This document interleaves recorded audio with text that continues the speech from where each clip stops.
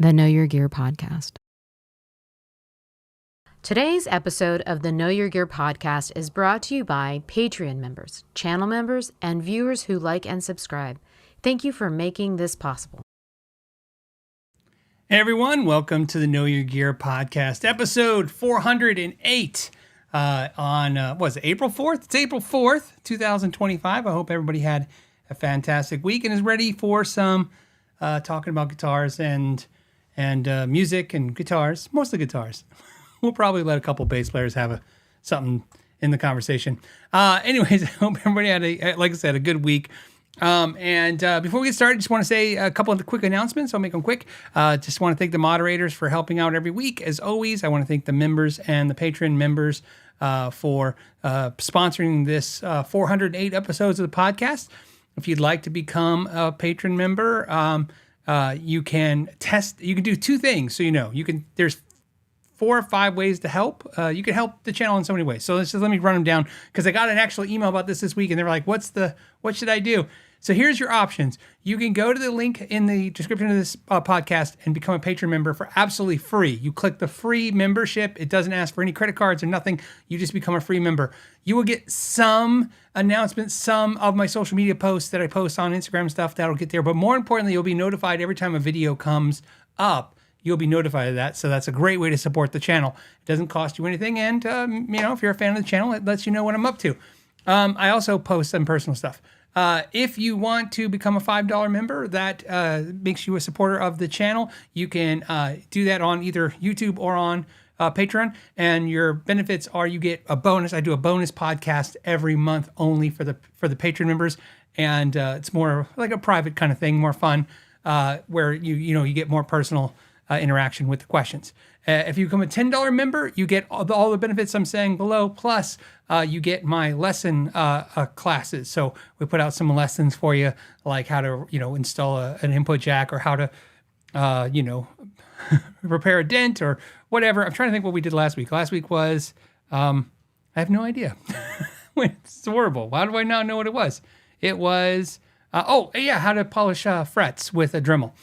So you can do that. And then for $25 tier, if you want to be the premium tier, you get all that stuff down below. Plus, you get to join the WhatsApp group and talk to other members and myself. But more importantly, you get to hang out about once or twice a month for a Zoom call, which we pre-schedule on Saturday and Sunday mornings. And you get coffee. Well, you don't get coffee. You get your own coffee. And then we hang out and we talk. It's a Zoom call. You can choose to be seen or heard in the Zoom call or not. It's you can interact or not interact as much as you want. Just letting you know the benefits that we've never really outlined them. That's what they are. Okay, let's go ahead and get into what we're up to now. We got a lot. We got a guitar of the week, kind of, and a cool thing to kind of keep things exciting. Roy wants to know before we get started, what's that top guitar? What's that top guitar behind you on the right? So do you mean my right? So I'm going to go off okay. So I'll just name all the guitars. Why not?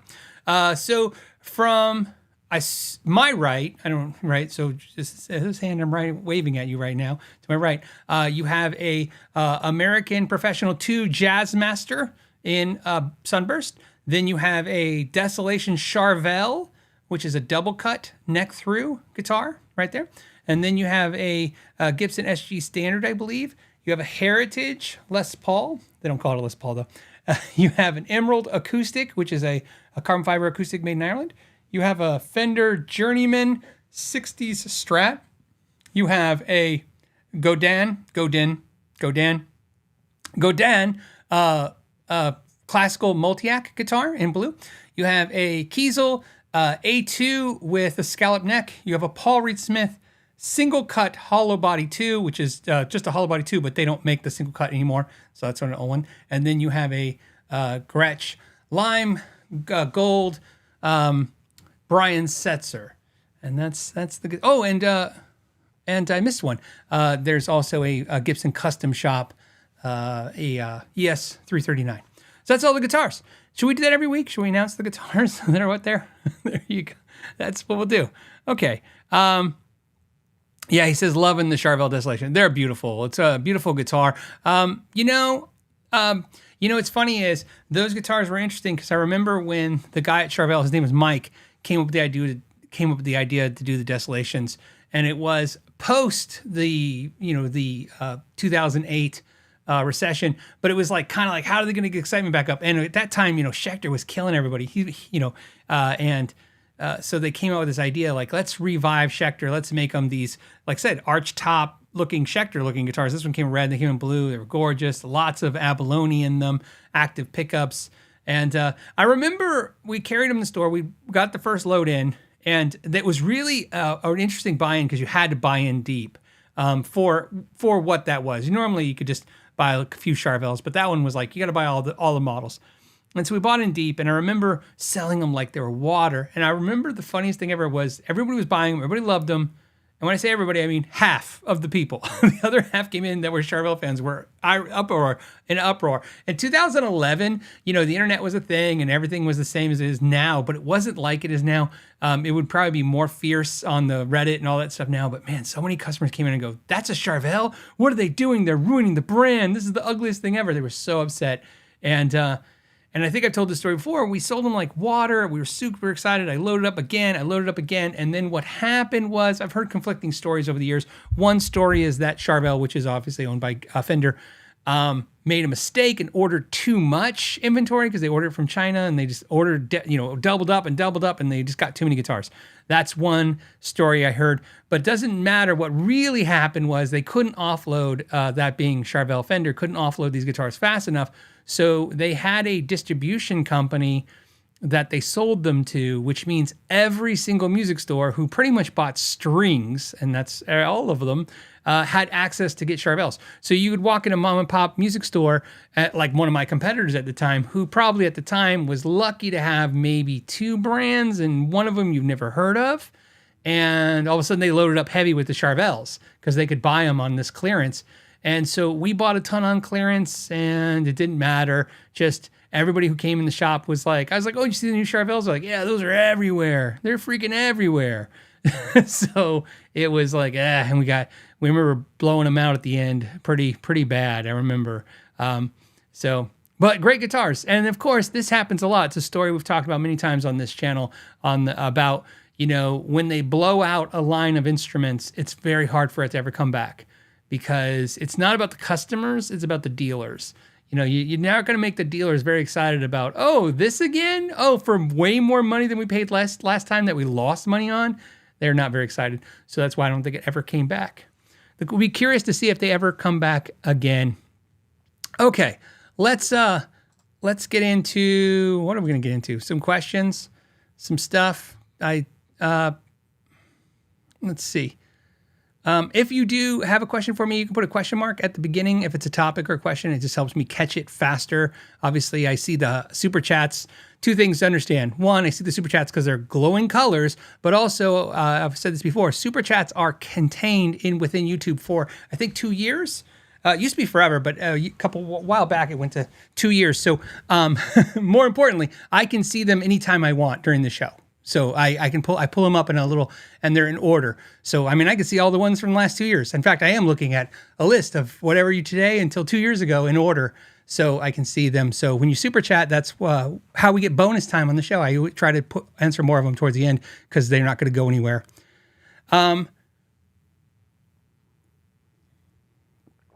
Steven says, "Hey, Phil, I'm looking to buy a PRS SE. Which one would you suggest?" I really like the Satin Custom 24 that I reviewed. It's probably one of my favorite PRSs that I kind of SEs that I've reviewed and thinking like, wow, it's really, really cool. Now, of course, the DGT, there's, whenever you say that, it was like, oh, but the DGT is great. It is great. The 594, that's great too. Custom 24, yeah, Custom 24 piezo, right? That's great too. Hollow body too. That's amazing. But I don't know why. I just really like the CE24 satin finished guitar. I think as a PRS SE goes, I think it's going to have a cult following for a long time.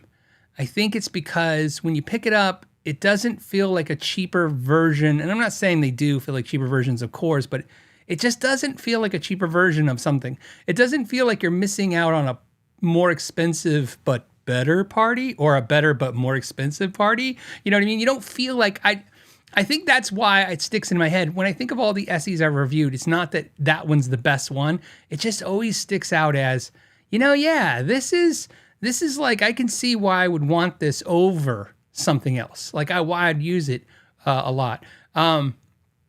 So that would be a good suggestion. The other thing is, of course, is just go out there and look for a great deal. There's tons to be had. So the deals are out there for sure. So that's another suggestion. Always nice to try to help the pocketbook. Let's grab some stuff that Amanda sent me. Amanda sent me this this is from Amanda. It's sent from me. That sounds like cheating. Is that cheating, Amanda? Just kidding. Amanda sent, how long would you wait before plugging in an amp after it's been in a flooded basement, 8 inches, asking for a super cool friend? Woo! I don't know. I'm almost scared to answer that question. So I'm assuming the amp was in the water. I don't know. Well, first of all, let me start with, I'm not an amp tech, so I'm not going to give any amp tech knowledge or information because I don't have any. But I can give you some. Here's what I would probably suggest. Besides taking it to an actual amp tech, that would be my first and best advice. But I'm also going to assume maybe you're not in that not financially ready to maybe dump some money into an amp, or it's a far drive. Maybe it's out of the way. I would if it was me, before I would take it to a tech, I would probably pull it out and clean it. This is my limited experience with amps. I built 2 amps. I took an amp building class, and here's what I can tell you what I learned from those classes. If you're concerned about getting shocked or electrocuted, definitely the trick I liked was sit on one hand.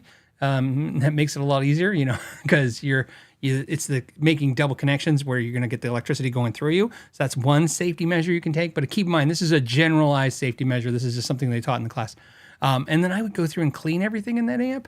I would definitely make sure, because the problem with water, let's just start with something about components, not even amplifiers, just components in general. Just guitars is the same way. All components. Components are very delicate and they corrode with water very easily. And once they corrode and oxidize or rust or all of the above, it's no moss. It's no good. So you want to get in there and clean as much as that as possible. And you go in there. You can use contact cleaner. You can use rubbing alcohol, but you definitely want to get in there and clean everything out before I would turn that on. And the reason is because, again, any of that stuff that's oxidized, corroded, crusted, whatever, that's going to make whatever situation worse. So that's what I would do first, besides the best advice I can give, which is take it to somebody. The other suggestion, I don't know, is there any amp techs that do Zoom calls? Maybe that's another suggestion, getting an amp tech to jump on a Zoom call with you. I never thought about that. I wonder if there's any kind of thing like that. But that's something I would think about. Really sorry to hear about your friend's basement and that amp. That sucks. So I hope it works out. Amanda sent this one from Bruce as well. Does your new Grestch have a floating bridge? If so, how about a floating bridge setup video? How hard is it?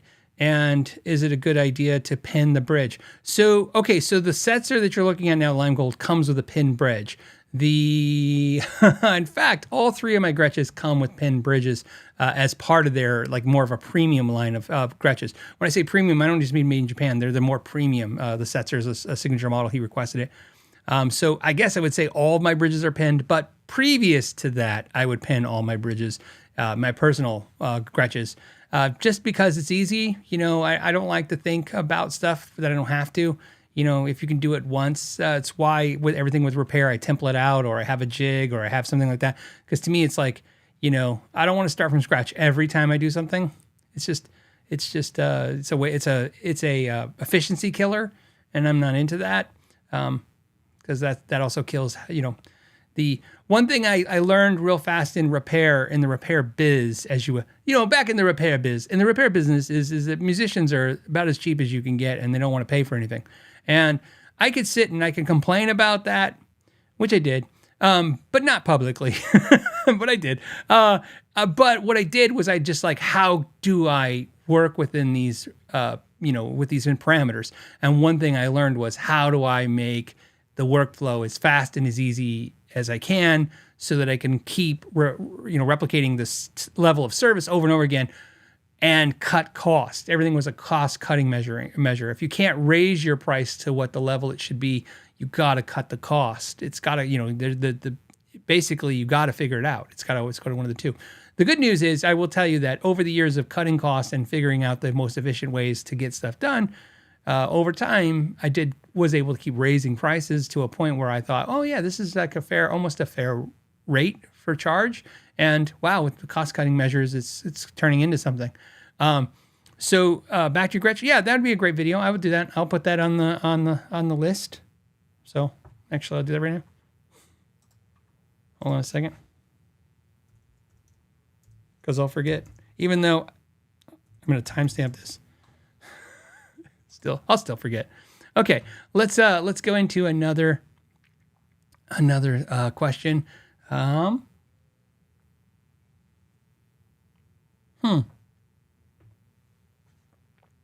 Somebody, hey, Dead Man Doggy Van Doggerson says, hey, when the amp gets flooded, call the insurance company. That's a good idea. Okay.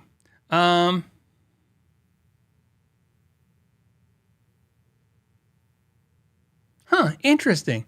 So I have a question for you guys, and I probably know the answer. Or in other words, I probably know what you're going to answer with. So Ron Dubs, dyslexia is killing me today. Ron Dubs said, and it might be Dobbs. Ron Dobbs said, "Hey Phil, you're a pedal guy, right? What can you tell me about the Boss Slow Gear SG1?" And what's funny is, I'm a Boss pedal. I like Boss pedals a lot, but I'm not a pedal guy, and I always wonder about that. And I think that's why I've talked about this. Why I purposely stopped putting any pedals in any of my videos was pedals are something I enjoy. It's definitely something I'm into, but they're the least. Like the three elements of guitar for me are like, for electric guitars, guitar, amp, and pedal, right? We could talk cables and all the other, but I'm talking about the main elements. Like, you need a guitar, into a pedal, into an amp. Of those three, the pedal is the least interesting to me.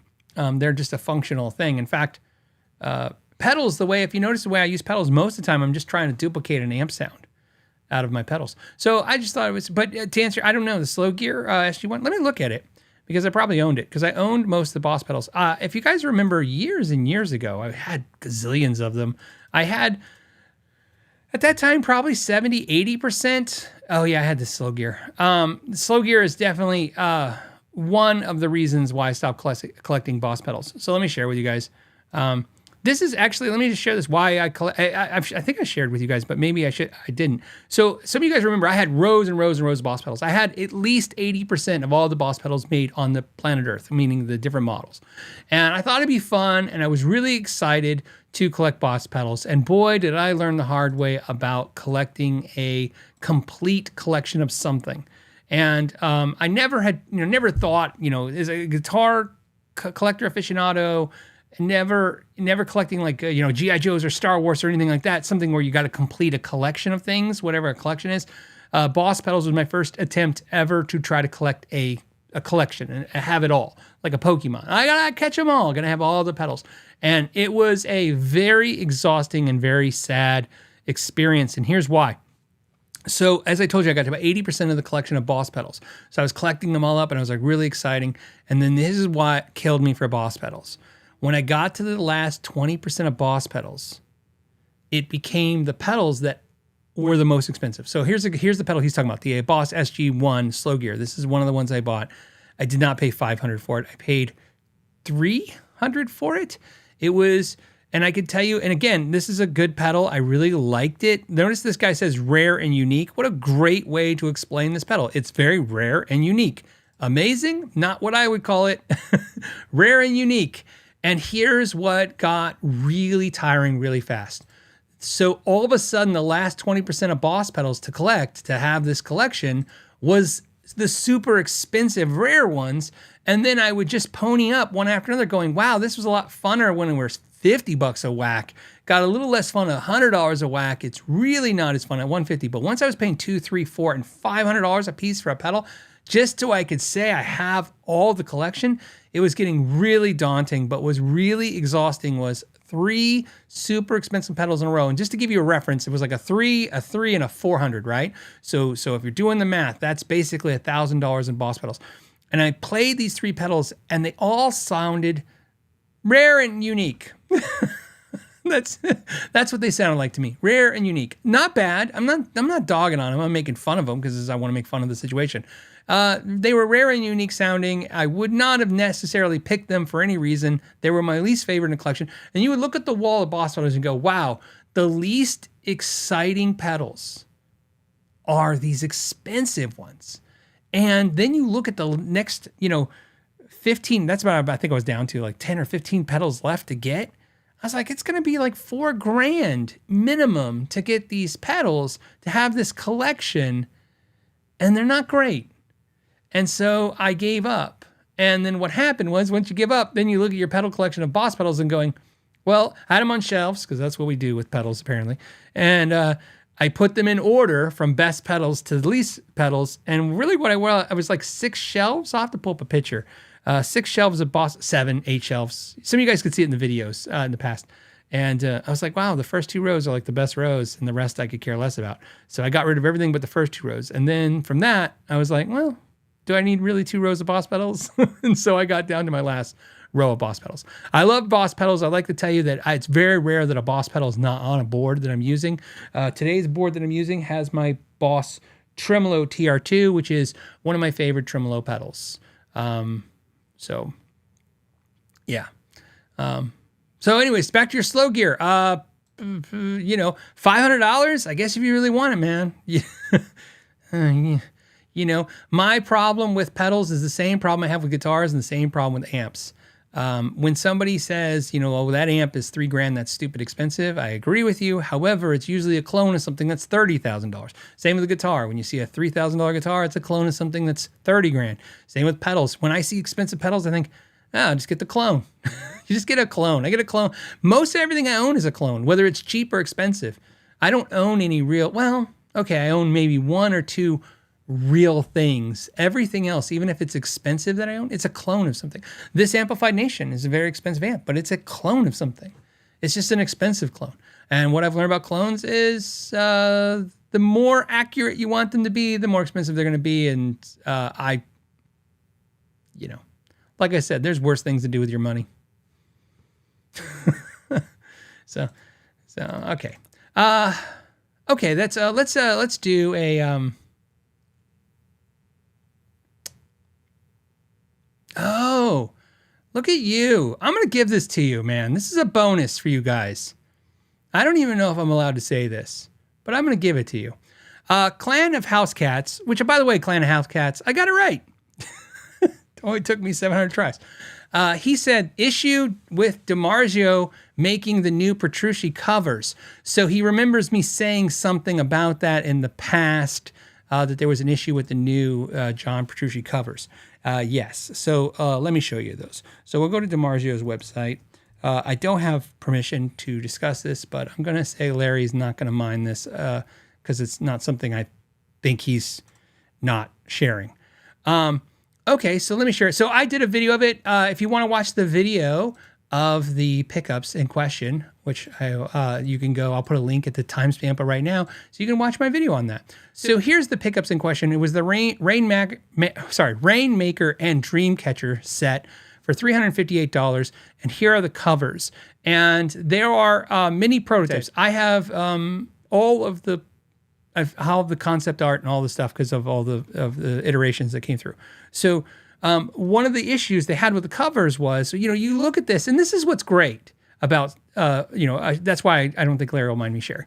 What's great about a show like this is, you guys are of the nature that you're nerdy enough to care. The rest of the internet would look at this and go, who cares they had trouble making these? So what you'll notice is that this is a 3-dimensional cut. So obviously you use like a laser cutter and they cut this out. So this is like a chrome casing, and then the inside of the pickup is black. What was happening is that when they made the first prototypes, these pieces of metal were were cut out of a chrome cover, right? So it's 3D cut. So imagine they just cut all this out. This whole thing was just cut out of the cover. It is made exactly how you would picture it in your head that they would make it. They took the chrome cover and they cut out. What was happening was the pickups were feeding back like crazy, and they were feeding back because of the metal that they cut out was vibrating. And that's how sensitive pickups are. They was vibrating and was causing feedback issues. It was causing a tonal issue. So they had to rectify this. So one of the ways they did that is they put an undercasing, which I believe is plastic. It might be metal, but they adhered that material, the outer casing, to it. So there's so when you look at those covers, which we'll look at it one more time when you're looking at this. Whoops, that's me. That's not going to help you. Let's go back here. Look at the covers. You'll see they look like, if you can see shadowing, it looks like they're almost above the bottom piece of black, but they are actually all adhered to it. So the shadowing is probably from the lighting from the side of this. So if you touch one in real life, you'll see that they're all connected to that. So sounds like no big deal, but it's another step in the process of making something. And anyone who's make something for a living, you know that adding one more process is not only costly because it's one more thing to do, it's one more mistake to happen for employees to do. It's one potential other not good thing to happen, no matter how you look at it. So that's what they did. Beavis said the random audio dubbing is weird. It's because when I switch, I'm supposed to stop talking when I switch camera angles because I'm switching different routing of my microphone. And the reason you're hearing that, just because, again, if you're curious, is that when you listen to the audio podcast version of this show, that is a separate audio recorder recording my voice for the audio podcast version. And so it gets recorded on a device and then sent to you guys. So it's to fix that. I'm supposed to shut up. So I'll pay attention and stop talking when I'm in the middle of screen transactions because it's too much. It's loading up two audio signals is what you're hearing. So I apologize for that. But now you know why you hear it. Okay. Let's see. What else do we got? Good. Free and Fighting says, hey, are Bad Cat amps and heads a clone of something else? Tim Pierce did a video of them and he really liked them. Yeah, Bad Cats are clones of amps, of matchless amps for the most part. Now, which matchless amps are clones of Vox amps. That's no joke.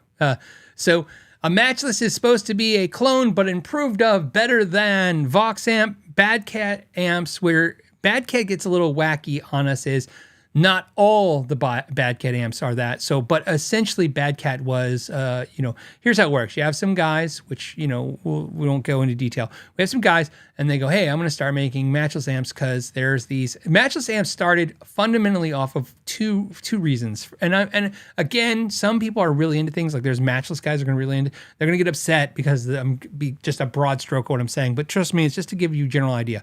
General idea is you have somebody who goes, hey, there's these players out there and they really like Vox amps, but Vox amps, one, are not really reliable. They break a lot.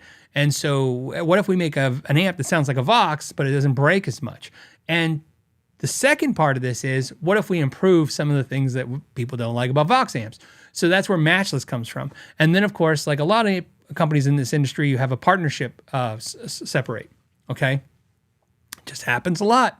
And so you have the partnership separate, and then essentially one of the other partners goes, hey, I'm going to start another amp company with another partner, and that's called Bad Cat. And then Bad Cat was then later sold to John Thompson, who owns it now, who's kind of, I think, fixed it all. Before the John Thompson era, which is funny. I'm going to have to tell John that it's like the Norland era, Gibson. John Thompson is like an era of Bad Cat. He's the era of Bad Cat now.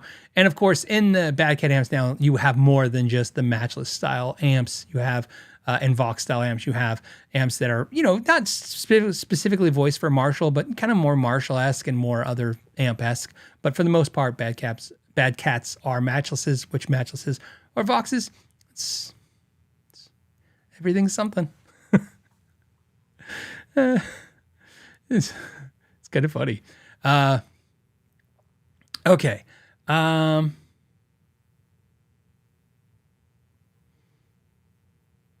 hold on a second. Let me go over here.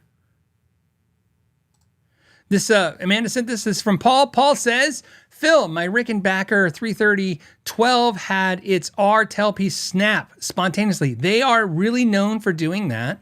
It is very common. Not covered under warranty. That sucks. 185, I believe that's the Euro sign. I always look because the Euro sign looks like an E to me. So I'm going to say that's euros. 185 euros for replacement, which felt it was a bit steep. Yeah, 6 to 8 weeks waiting time. I still love it though. Yeah, so, okay, so just, the R piece snapping is very common. I didn't know they still did that as bad, but the vintage ones are like notorious for breaking and stuff. But anyways, and $185, it's, look, when you have a captive customer base, you have a captive audience, it's hard to be, and I don't mean ethically, I mean just it's hard, to like they can do whatever they want. That's how it was. I always remind everybody this story. I love telling this story so much because it always makes me laugh. I bought a John Petrucci Music Man 7-string, not the one I have now, the JP13. It was the previous model, and it arrived. I bought it brand new. It arrived.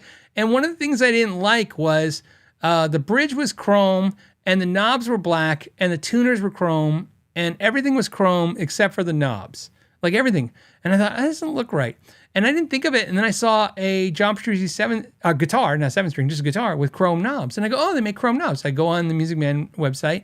I contact Music Man and I said, hey, I have a John Petrucci and I'd like to buy some chrome knobs. And they go, we need the serial number. I go, okay, here's the serial number. I'm so dumb. I'm thinking, oh, they're going to probably warranty these things. What are they going to do? Is this cool or what? And the guy goes, oh yeah, yours comes with black knobs. And I go, I know. That's why I'm on the phone with you to get chrome ones. And he goes, we don't sell chrome knobs to people unless they had chrome knobs to begin with.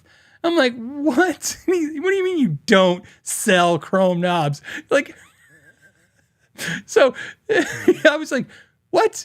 I didn't understand. He's like, yeah, it's because, it's like, he explained it to me. I think it was something like, yeah, you wouldn't like it if you had one with these knobs and then somebody else made theirs to look like yours. I don't know what he was saying. I was just, I tuned it all out. It just, to me, it just sounded like, in fact, this is what it sounded like to me. It sounded like, we're doing so good, we don't give a shit about your money.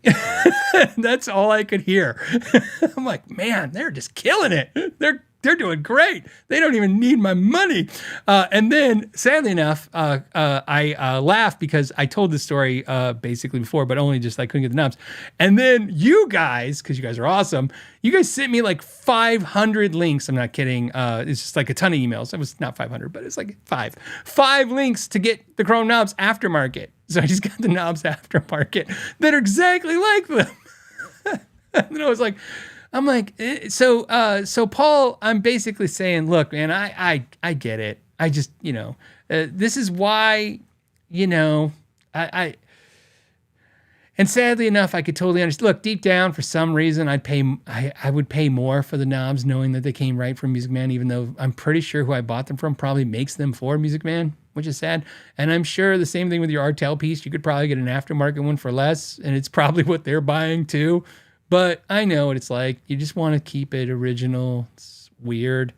Some people don't understand it. Some do. For me, a lot of stuff has to do with, it took me so long in life to get to own the things that I used to just see people own, that now I cherish not so much, not the stuff, just the idea of the stuff. Does that make sense? Like, oh, I want to keep it original if I can, because it was like, that was my whole life I always had the hodgepodge version of stuff. So it's like almost I don't want that now. But that's, by the way, the good news though is after you get all the stuff, or at least enough out of your system, you realize like, I'm back to the hodgepodge again. Now I don't care anymore. Could care less now if anything's original or what it is.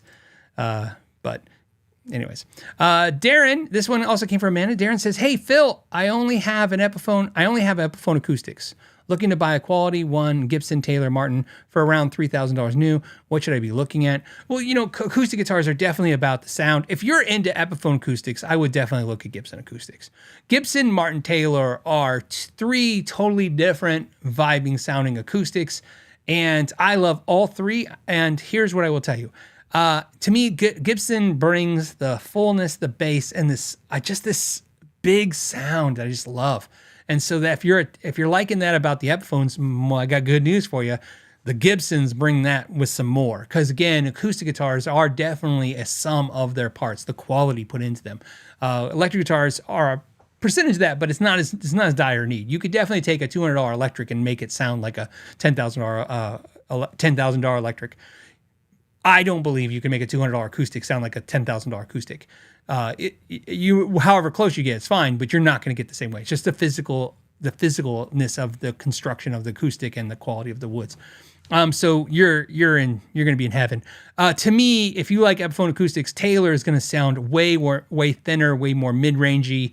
There's a clarity to them I like. I just like Taylors a lot, but they're I'm going to say no. It's like you're telling me like, I love Les Pauls. What do you think of Strats? I'm thinking not so much for you.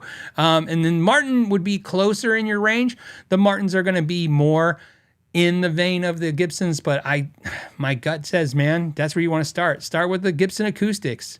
If you can try them in person, that's always ideal. If you can't, then you just find a good quality dealer. A lot of times, sadly enough, it's got to be the Sweetwater, the Guitar Center, or a bigger store that has a good return policy, especially with acoustics. The worst feeling is when you get an acoustic and you just don't jive with it and you can't send it back. It's the worst because there's nothing you can do. Electric guitar, you could always find a way to manipulate the guitar into liking it a little bit more. Maybe do something to it, modifications. But acoustics, if you strum an acoustic and it's not happening for you, there's almost very little to do. The modifications to acoustics are minor and they do not do much.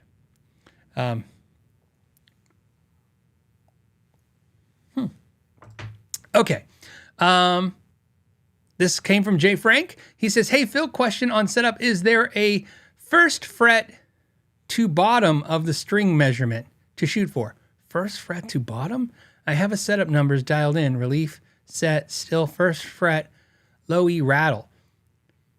Is there a first fret like to bottom, like a measurement off your first fret that you want to? So, okay, Jay Frank, let's just argue this is what you're saying. So like we're going to measure off the 12th fret for reference. You're saying, is there a measurement off the first fret? There would not. I like to sometimes measure off the 3rd fret to say, so I have an idea of how straight the neck is. That's a way to do that. It was a lot easier for me when I was doing it for customers to kind of explain it that way. Is like, here's your measurement off your 3rd fret and here's your measurement off your 12th fret. The way I used to do repair setups, why I would focus on that was because of the fact that I would warranty everything for a year. I would say, hey, look, I'll set up your guitar. You get, I think 3 days. I used to be 7, and then at some point I just turned it into 3 days. You get 3 days, take the guitar home, play it, and bring it back for any changes you want me to do. And you can come back as many times as you want. So actually, if you came back within 3 days and I did the changes, and then you had 3 more days to come back, right? So, but then after that 3 days, if you didn't need any changes, you were done. And when I say no more changes, then what happens is, let's say 6 months later, I used to tell everybody this is true. Whether they messed with it, whether the moon messed with it, the weather, it doesn't matter. You just bring it in. I will warranty 100%. But all I will do is return it to all the measurements I gave it to you in the first place, or the ones we agreed on. Okay. And I never had a problem with that. In fact, a lot of people didn't mind it. And what I did that for, by the way, I never told anybody, I don't say never told anybody, but I did not make it public that what I was really doing was secretly teaching people. Because what happened more times than not, which was my theory, was instead of them bringing it back to me, they would look at it and they go, this doesn't play right. I need to take it back to my tech. They would look at my sheet and then they would measure and go, oh, it's different than what he measured. And then they would make adjustments. And especially since they knew that if they messed up their adjustments, I would just adjust it back for them. And so I created inadvertently a customer base that was started fixing their own guitars after I fixed them. And it was intuitive to me to want to teach. It was just that logic. To me, again, I was looking at how do I make this efficient? So to me, what wasn't efficient was when I would watch a guitar tech, which I still hate it to this day. And I say hate it, I don't really hate anything. I just don't like it. When guitar techs are like, yeah, check out the guitar, and once you leave, it is what it is. And you're like, well, now that person's gonna be hanging out in your shop, taking up your time. I wanted you to go, right?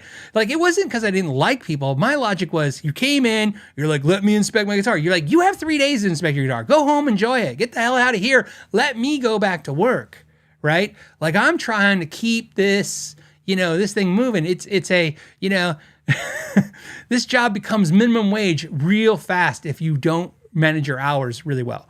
And so I would, that was an efficiency thing for me, just to say, look, I'll guarantee it for a year. You have 3 days unconditionally. Go, get out, look at the guitar at home.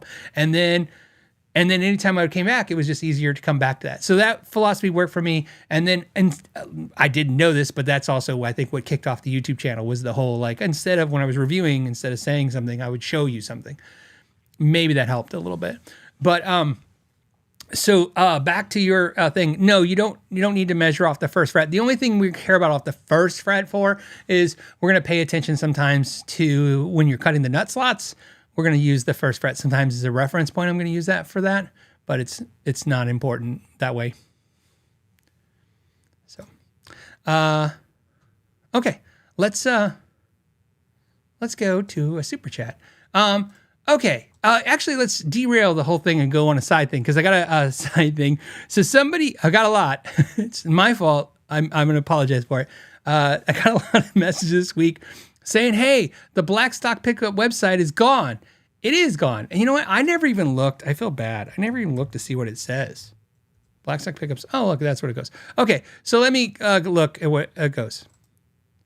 So this is the Blackstock website pickups. It says, hey, it's parked free, courtesy of GoDaddy. A bunch, saying like 5 or 6 people reached out and said, hey, you can contact GoDaddy and they'll try and sell it to you. They will try and sell it to you because GoDaddy is essentially, they will broker it. So if you go to GoDaddy and you want to buy the Blackstock website, they're just going to email me and go, hey, somebody wants to buy your website. And then I'm going to make up a number because that's just my way I think. I'm going to go, what the hell? This is a stupid number. And then probably GoDaddy's going to go, like, it's not worth that. I'm like, I don't care. So anyways, no one's going to buy it. But anyways, so we have the website parked. Why? We're moving so we own the Blackstock website name. We're going to continue to own it and keep it. And we're just not going to service the site there. Why? 2 reasons. One, I've told you guys that the pickup line is not a priority for me in life. It's another thing I have to do. I have to service the Patreon channel members. In other words, like take care of interacting with them. I have to do all these other social media posts. I have to do YouTube. I have to do consulting gigs that seem to be getting more and more intense each week. In other words, more of them each week. And just a lot of things are in the irons in the fire. And what happens is eventually somebody suffers.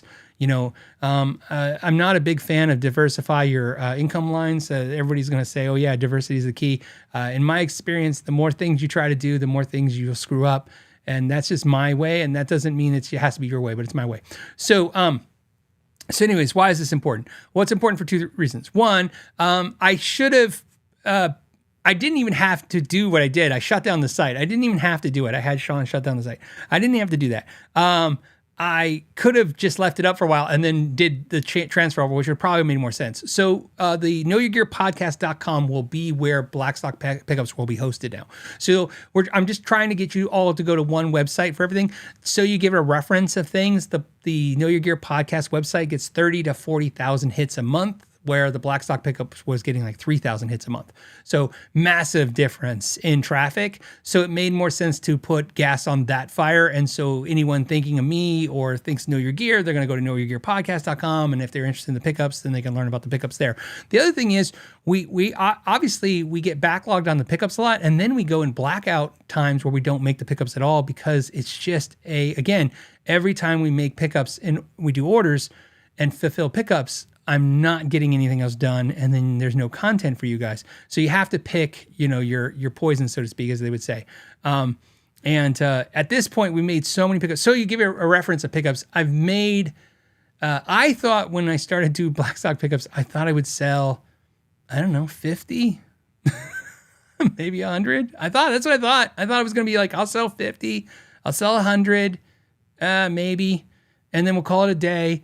And then every once in a while, like every year, I'll bring it up and we'll sell maybe another 50 and call it a day. And it'll be just a nice way to, have some, makes the thing I love and do something thought it'd be fun.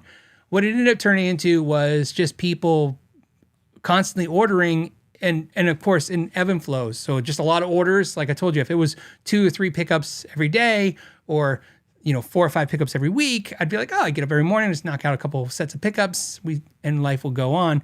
But it was like all of a sudden you got 100 pickups, it was just 100 orders you got to get out, like 100. And you're like, okay, well that's the next couple of days that's my time. And then no orders for like a couple of weeks. And then, so it worked that way. So the fact that we sold thousands of pickups or whatever is crazy to me. And it was a lot. So again, that's where it's just moving. So I'm just giving you an update. I wasn't planning to update you guys. I never thought anybody would notice or care. I thought I'd just move it over, but I didn't. I should have moved it and then sent the redirect. And I might have the GoDaddy, the Blackstock Pickups have a redirect. So I'll probably put it back up as a site for a little while where you click it and it just redirects you to Know Your Gear. Okay. I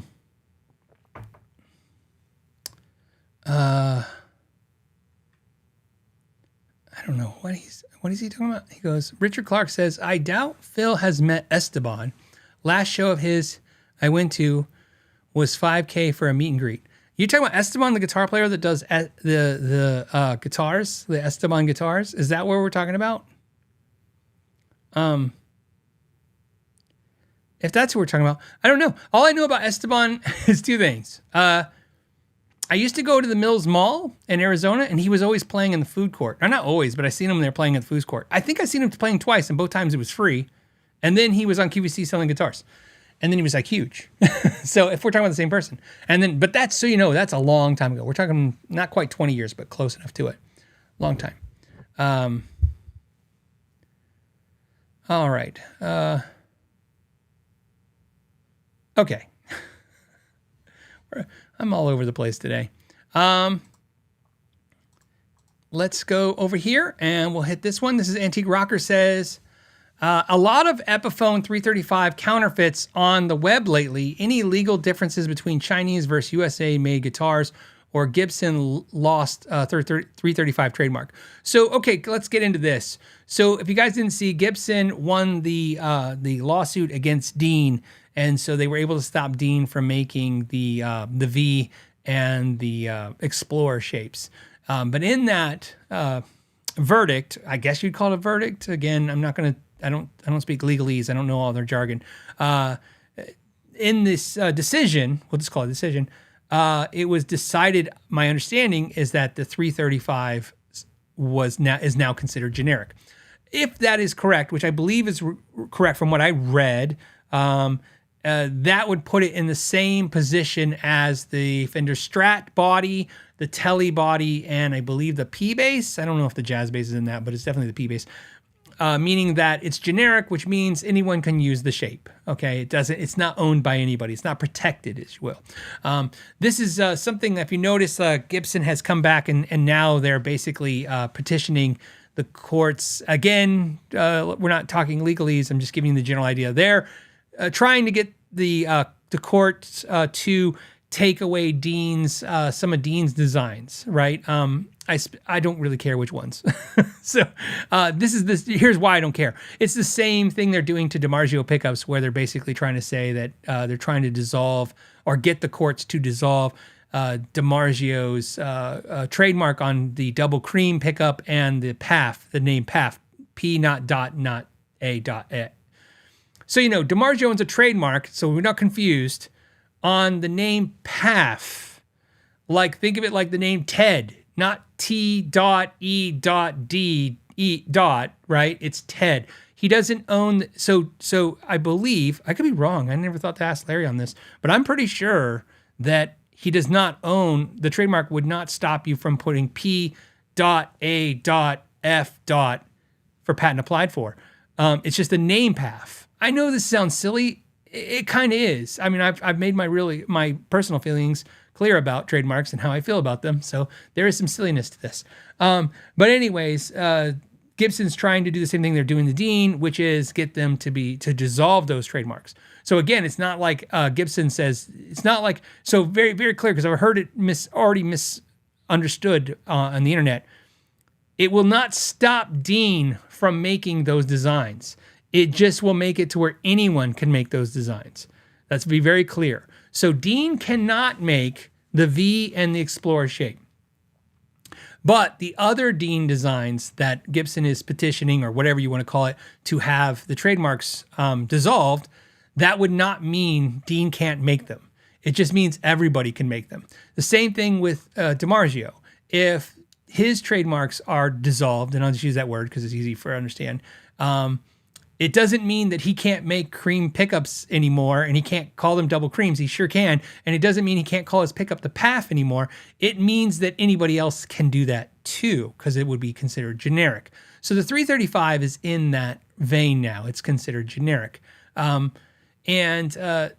whole stance on this, and again, I always kind of bring this up, and this is why I've kind of don't talk about it all the time. It's only when it's like, it's just, again, this show is based on you guys. You guys, think of it this way. I've said this before. You're the guest. I'm just picking the stuff you guys are talking about. I don't have an agenda when I start the show.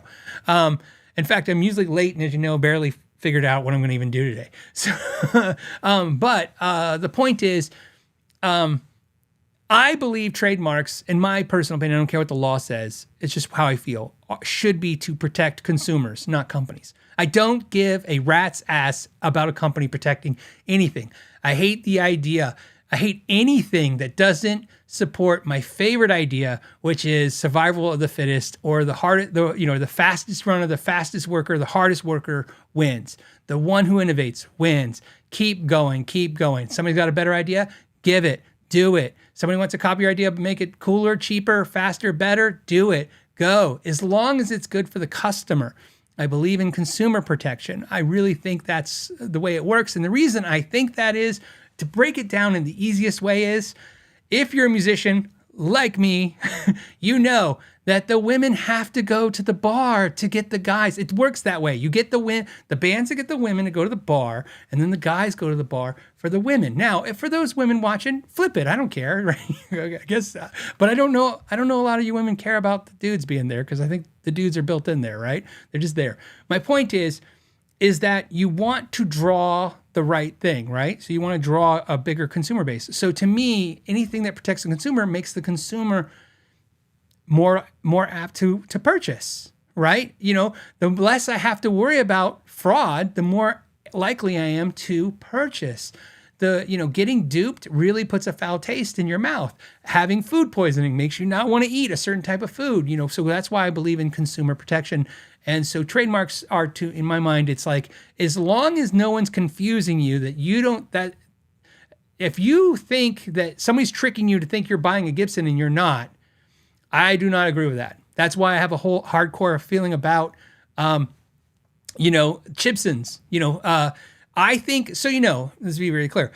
I love the idea. I mean, epically, I love the idea of people going on AliExpress and buying the latest Joe Bonamassa guitar, detailed in every way, and then putting Gibson on it, or their name. Maybe the guy's name's Larry, right? I love that. Why not? Because to me, that's like an homage now, right?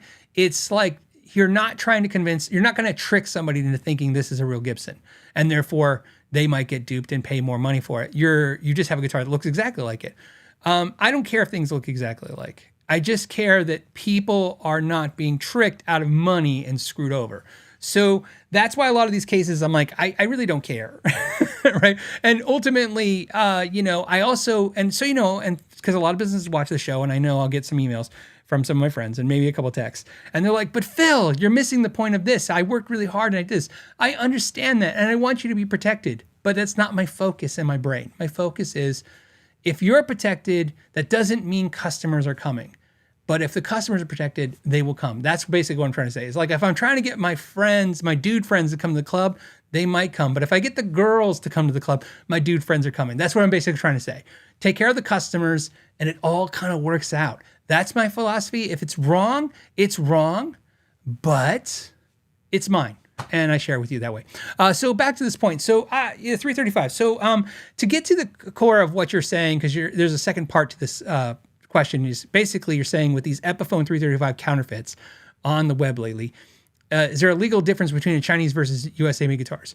I don't know, what the legal differences are. What I do know is that if you have a trademark, you can pay to stop somebody from infringing on it. In other words, you could pay attorneys to stop them from doing it. And obviously, most logos are trademarked. I think a logo is more than enough. And the reason I think that is, here's why. You can't make this crap up. I told this story before. The last time I told this, I think it was probably a few months ago, maybe a year ago. And I have a new story version of it. I was at a restaurant with my wife last week looking at a car. I was in the parking lot. There was a car. It looked really cool. I was like, oh, that car looks cool. And then when I say really cool, it looked like every other car, but it was nicer looking. It looked new and it was a different shape. And the person did the emblem removal, right? Which is easy, right? You remove the emblems. They took the logos off the car. And we stared at it, and I looked around, and I was like, I don't know what it is. You know what it is? And she's like, I don't know what it is. And I'm like, we couldn't tell what it is. That's because, although I thought it was cool looking, that's how generic cars look now. Without the logo, you can't even tell. If I took the logo, I know some of you guys are going to be like, no, the grill's different. I don't give a crap. If I took the Cadillac logo off the Escalade and the GMC logo off the Yukon and then the Chevy logo off the Tahoe, are you kidding me? I'm like, that's the same truck. I know it's the same company, so to speak. That's why I think logos are important, because logos are essentially, that's the identifier of that car.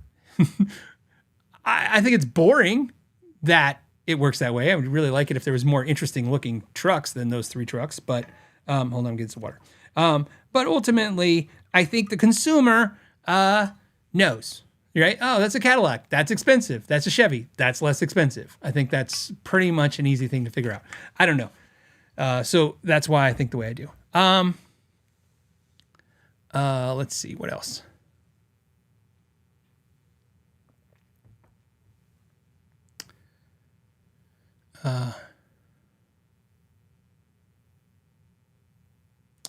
I don't know if I'm going to try to understand. Bart says, know your gear protection is by use of trademark. So, know your gear is, I've said this before. Anyone who wants to steal the logo and use it, I don't want you to make money off it. I don't think that's right or fair.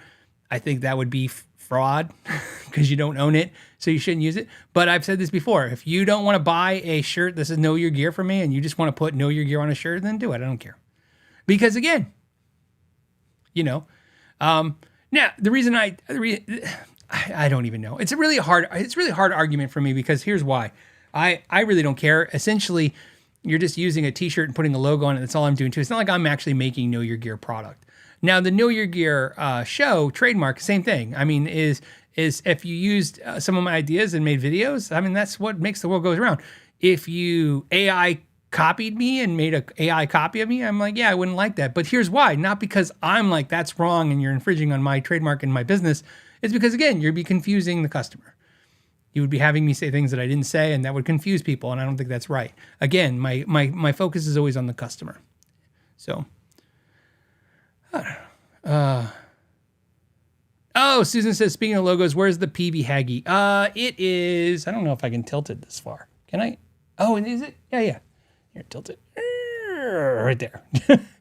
So, just out of frame. No particular reason why. Just happened to be that way today. So for those of you listening later, it's just out. They just saw it. Okay. Let's refresh this. Oh, can I refresh this? Interesting. Huh. How do I? That's a new one on me. So my screen won't refresh. So I have to reopen it again. I apologize, guys.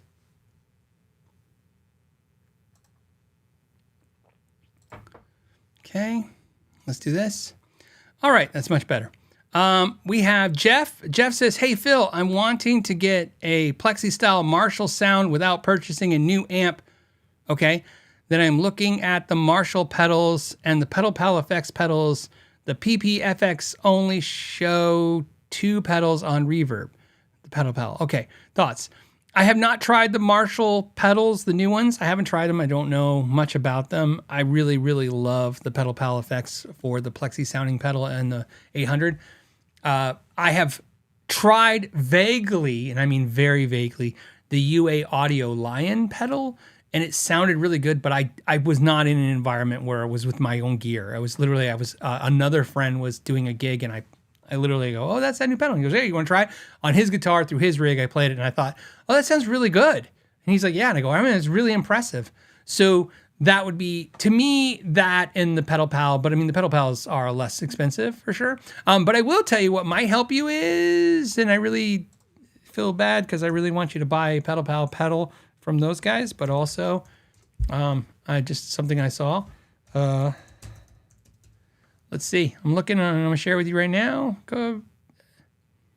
That's the gold. Oh, it's 800. Oh, wait, maybe. Yeah, here you go. So let's share this with you. So this is Guitar Center used.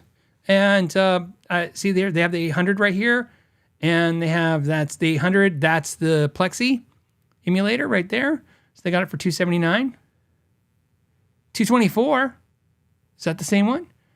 That's the gold overdrive. That's 800. 800. They got a lot of 800s. Oh, here's one. Oh, $199. So it's just in silver. So you'd save $25. Now, here's what's great, buddy. If you get that at Guitar Center, and one, if you use my link, they pay me like $1 million. I'm not exaggerating. No sarcasm. I like sarcasm, but it's no sarcasm. If they use my Guitar Center link, they pay me 2.5 to 3 times what Sweetwater pays me for stuff. So even on used gear, so that'd be nice. But you don't have to do that. What I will tell you is that you can buy that off of GuitarCenter.com and you can have it shipped to your house and you can try it.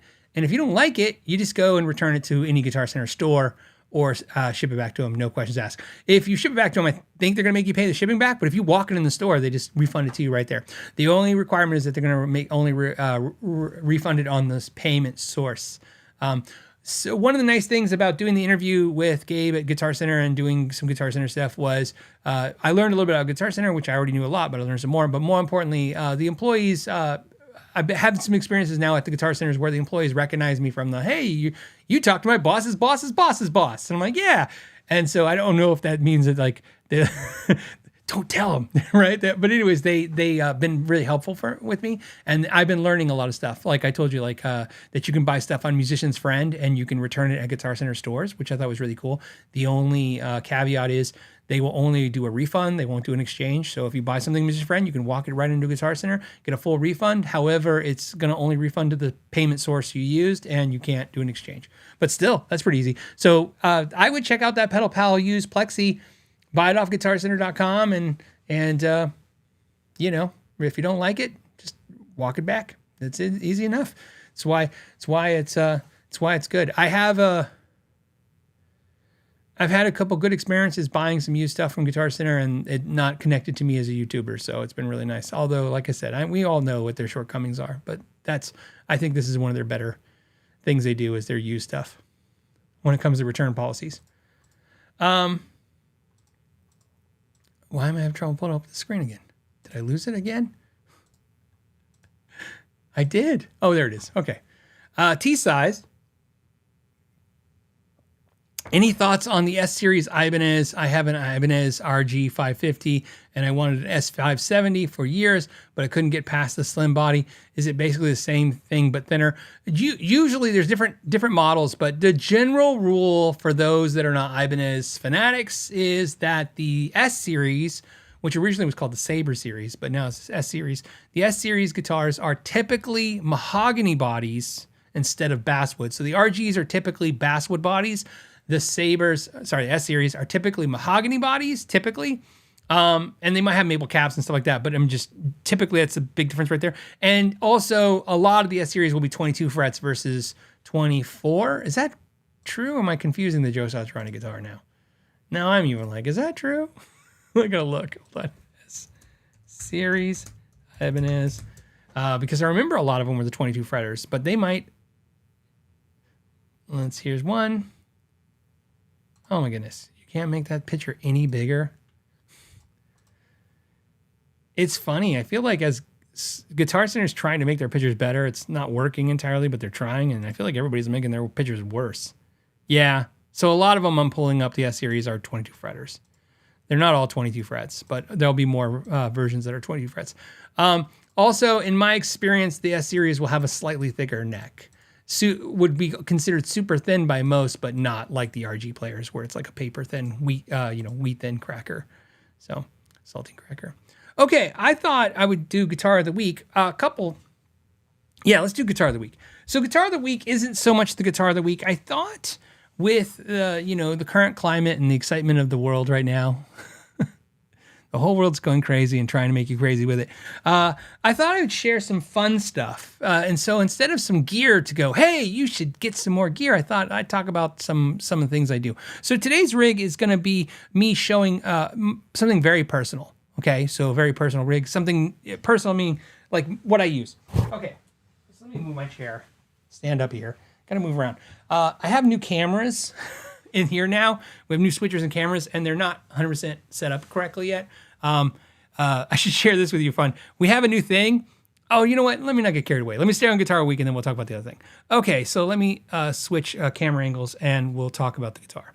Let me show the guitar first. So I'm going to show the guitar. The guitar is not the Guitar of the Week. I'm just showing the guitar I'm using for the thing I'm talking about, Guitar of the Week. So the Guitar of the Week is my Kiesel Delos. This is my the one that they make for me. This is the copper penny metallic finish. And the reason is because this guitar is it's starting to actually start showing wear because I play it so much. And I thought I'd share it with you guys. And the reason is something happened a couple days ago. A friend of mine and I were talking, and we're talking about guitars, and he's like, like me, he has a nice collection of guitars, and he was like, all I play is my Les Paul. I'm like, yeah. I go, all I always play is my Delos. And he's like, oh yeah, sure. And I go, oh no, I'll play my SG. I play a lot of guitars, don't get me wrong, but like it's literally the Delos all the time.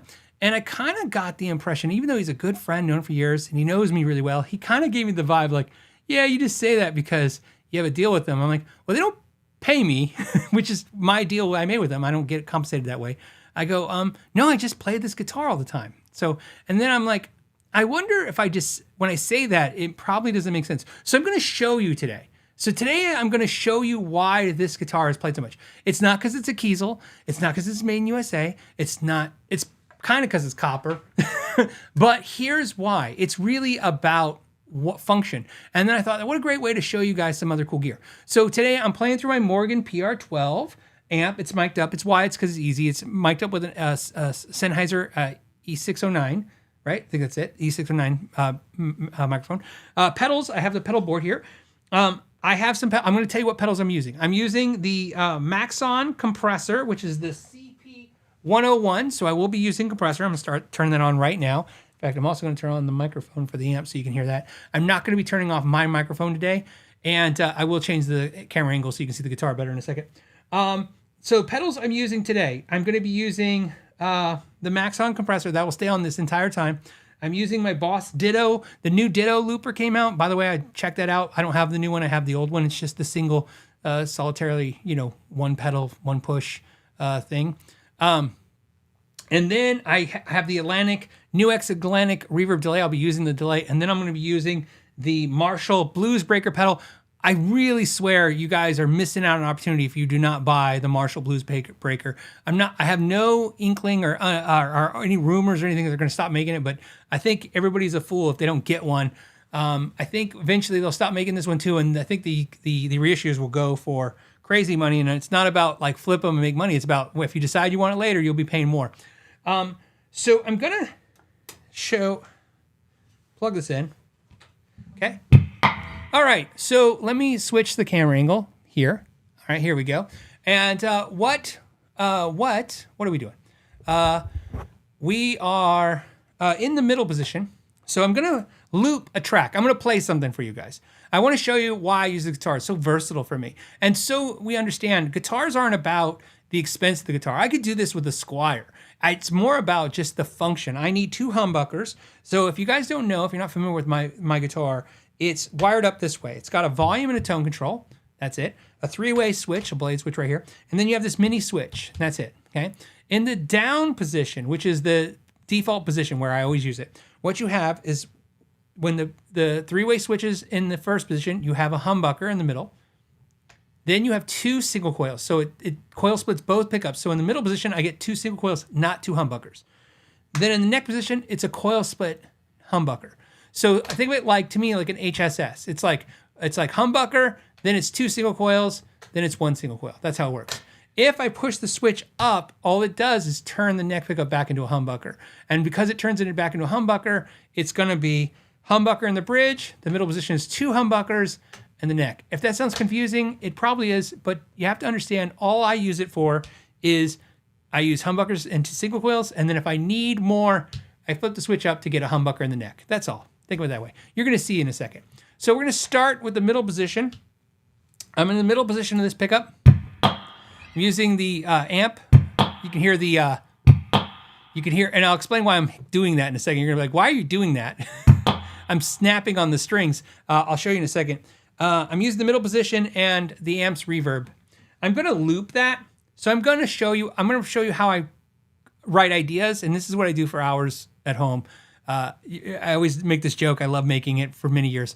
I did a looping video years and years ago, like 8 years ago, and the title of that looping video is How to Play Music When You Don't Have Friends. And I love it because that's to me what a looper was. It was like always having a friend around going, hey, play this real quick, and I'll play on top. So let me go ahead and loop some stuff, and I'll talk while I'm looping. So first, let me get this part down. Here it goes. I'm going to loop that, and I have to think of the progression, so I'm going to do some thinking right now. We'll see how it goes. Okay, ready? I'm probably going to screw this whole thing up live because it's a lot to pay attention to at one time. All right, here we go. Okay, here we go.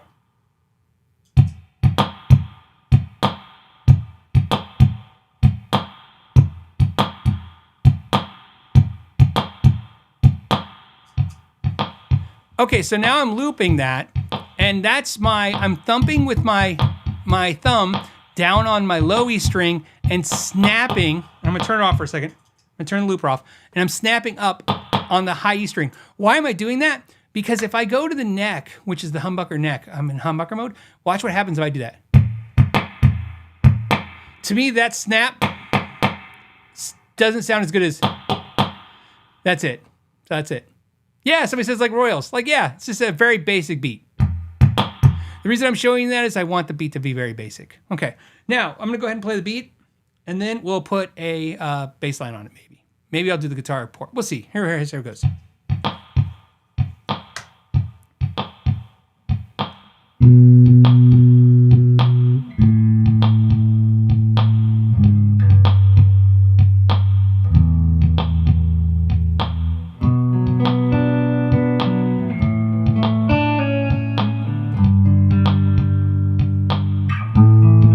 Okay, so for the bass, I'm gonna turn the tone control back on the neck pickup in the humbucker mode. Let's do the bass, ready?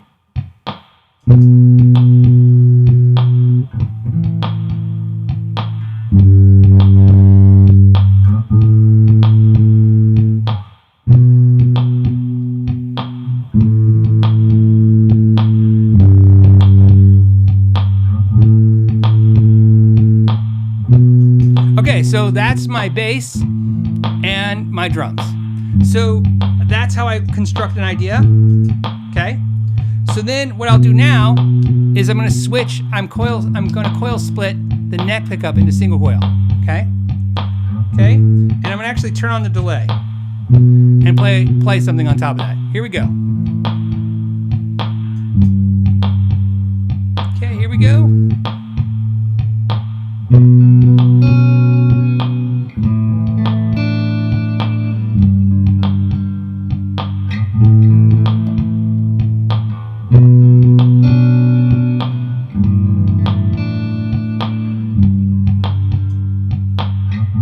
Now, I messed that up.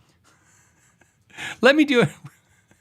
I told you guys I would mess it up. Let me start from scratch again, but this time instead, I won't make you wade through all the patterns. Let me just start the bass, the thing, and I'll start from scratch. Here we go.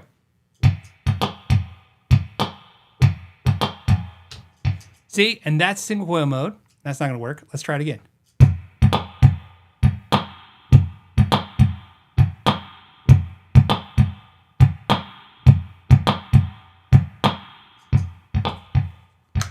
Okay, bass, which I'll just keep with the guitar. Okay.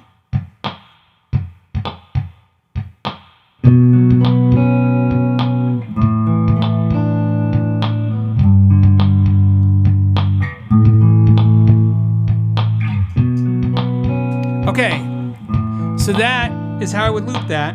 And then now I'm just gonna turn on the blues breaker pedal with the delay. Here we go.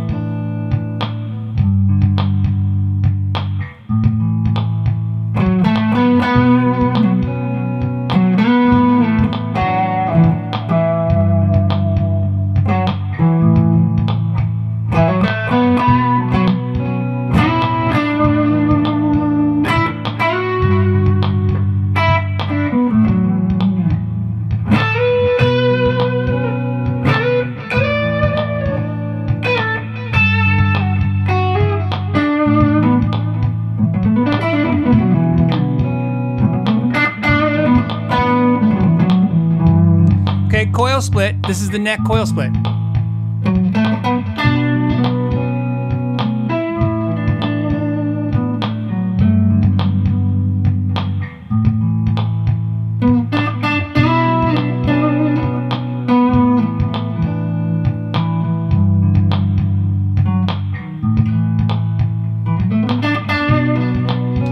Okay, and then last, I'm going to push a boost in front of the blues breaker.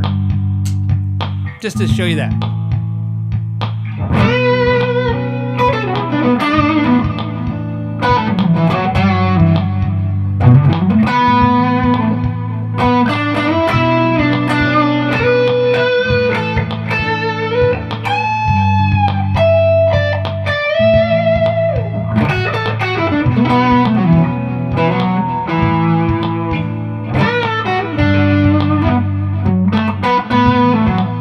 Okay, so now, let me turn that off.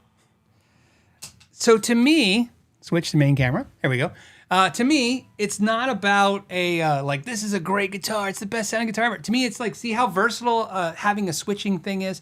I like this saying, and I've said it for years, if recording is paint to canvas, looping is pencil to paper. It's like, how do I get an idea down real quick? And so to me, I can do all kinds of in my opinion, with a compressor. So again, the main trick for those of you who are curious, how am I doing any of that drum or bass sounds? I'm not using an octave pedal to make the bass lower. What I'm doing is using a compressor. The compressor keeps the guitar tight. And I can use it essentially any way I want. I can be like, you know, let's try another one. But a lot of times I can just do a click track and just be like, if I don't get the timing wrong, which I just did. But I'll usually go with a click track for that. But again, you just get an idea, and I don't always need a click track or a drum progression. Usually I just want a chord progression. And once I got that chord progression, I'm just kind of working out the ideas, right? And I know I stuck mostly on the pentatonic, and it was pretty boring in the chord progression I had. But essentially, that's kind of like the idea, just working out a melody idea or something. And I thought, you know, sometimes when I do Guitar of the Week, there's a lot of like, look at this. You could buy a thing, and I have a thing. And I thought, you know, let's talk about, sometimes we forget the music part, or not so much just making music, but the tools you use to make music. To me, having a couple pedals in front of a really nice amp, like a Plexi, not a Plexi, I'm sorry, like a Princeton or the Morgan, which is a Princeton copy, or a Blues Junior, and just a guitar that gets different tones out of it. And that's why I'm addicted to guitars where I just have some versatility. I would never say this guitar sounds better than any other one guitar in this room, but it does a lot of different sounds. So it's really, really convenient for that. So there you go. Will Side, any questions on that? Like I said, I thought it would be fun. maybe. I don't know if it was fun. It was fun for me. Plus, I think isn't there a little, I don't know. Okay, let's jump to this thing because it came a question. The question was, what cameras are you using for the podcast? So I'll just tell you what cameras I use and how I use them. real quick, and I'll keep it really quick because I know a lot of you are not camera people, but this will be fast, I promise. So for the main recording room, which is the room I record most of the videos, which is the shop room, in there I use the Canon R5C for my main camera. It's an 8K camera, but it doesn't matter. Everything's dumbed down to 1080p just because of the switchers. It's just how it works. So that's the main front camera you're seeing.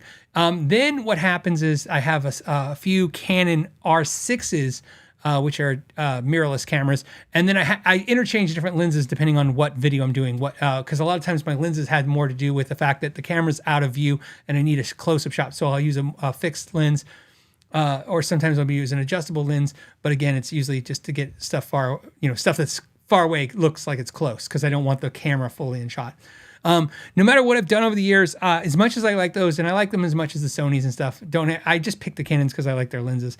One of the problems to have is no matter what you do with any camera, mirrorless or not, is that the focus is not as good, in my opinion, is not as good as a camcorder. Camcorders are just instantly in focus. Like this is instantly in focus, okay? So I use a lot of camcorders mixed in with that. So sometimes when you're watching my videos, you'll see it looks like a DSLR, but I guess that's what it is. It's a mirrorless camera. And then you'll see a camcorder, what's going on. Anytime I'm doing a lot of motion, when I'm making videos, I will stick with a camcorder just because I don't have to worry about the focus. For those of you who would like to send suggestions and going, yeah, Phil, here's a suggestion for, just understand that I'm doing everything in real time and I'm also the director and the producer and I'm looking at a screen and I'm not going to want to think about this. I just need to keep my stupid head out of a shot when I'm looking at the guitar and from you guys, and I need to make sure that I'm not worrying about anything. The more you worry about something, the less efficient you'll be at making content. So that all goes in. In that shop room, there's 6 cameras in that room, and there's a mix of, like I said, for camcorders, I use mostly the Sonys, and so they work great. Sony cameras. They're 4Ks. Again, everything's a 4K camera, except for I have a couple 8K cameras, but everything is, once it goes into the switchers, the switchers make everything 1080p. There's just no way around that. Same thing here today. So what you watch me on is a Sony camcorder.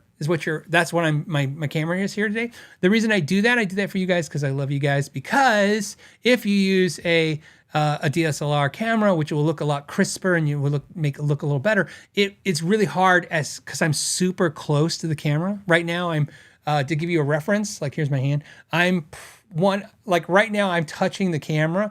So from my shoulder to the camera, that's how far I am from you right now. So 2 feet. I'm 2 feet from the source of the camera. What that matters for you non-camera people is that if I used a nicer camera, I would look better, or at least the picture would look better, but it would not, the guitars would be a little blurry. The background would be blurry. It's very hard to not get the background blurry. So the camcorder does that better. Then I do use iPhones. iPhones work really great. So I have iPhones in my rig as well too for different things. Whenever I get a new iPhone, we take the old iPhone and we make that a designated camera. Works great. They work great for that. The camera you just watched me play on, that's another Sony camcorder. It's because, again, I don't want anything blurring or trying to focus on me. I want it all. I'd rather you guys just see clearly and not as crisp, if that makes any sense. And then in this room, I have another switcher. That's what's in here. Plus, of course, the mixer for the audio. And so you're hearing the mixed audio and then the cameras. But then we didn't talk about it. So I talked about having an app or a program, you know how much I love apps, for you guys to draw, so I can draw ideas. So if you guys have an idea we're talking about parts, and I got a tablet and I got the app to do it and I went through it and then I started laughing going, that's just dumb. Everybody always makes things more complicated than it needs to be. So now I haven't had to need it. But if I want to share with you guys, like if you said, hey, Phil, let me give you guys a quick lesson. We'll do something fun, a little lesson, okay? So I have this camera now. So what are you looking at now? Well, this is a dry erase board. So for those listening, I drew this really horrible Know Your Gear podcast logo.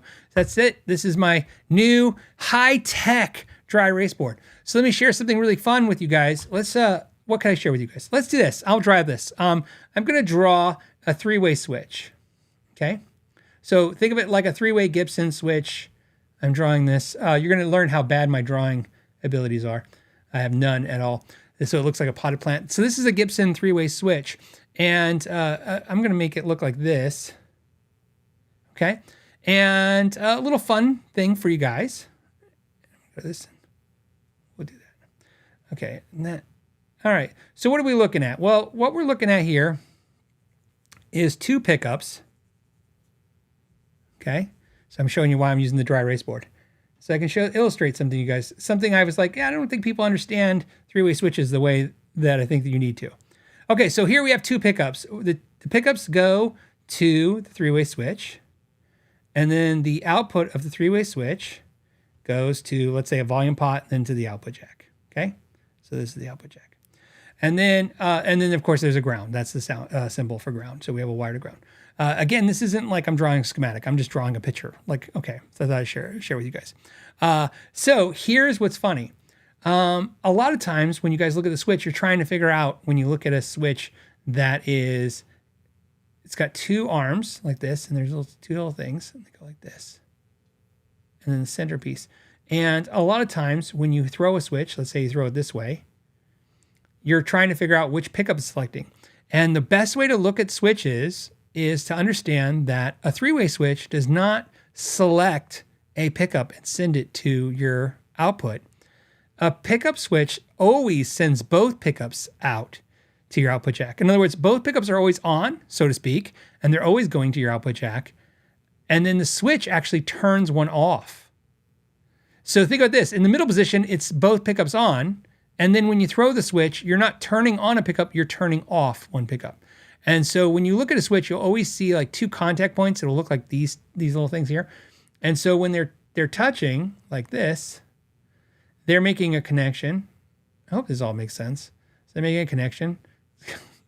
Okay. And so when you throw the switch like this, what happens is you cause one of these connections not to touch anymore, and it turns that pickup off. Now, I think there's probably a better way to show that with a real switch. But I wanted to show you my dry erase board. I thought it was funny, like I said. Anyways, I just thought it was funny. I thought, I've been talking about this for years, getting an app and then doing a thing. And like I said, when I figured it all out, I was like, why didn't I just get a dry erase board? And so there's a camera for this. So there's a camera, so the camera sees that, obviously, because I don't want that to blur out as well. So we added that stuff. So again, the podcast just gets crazier and crazier, but it sounds crazier. Everything gets more efficient and easier, if that makes any sense. All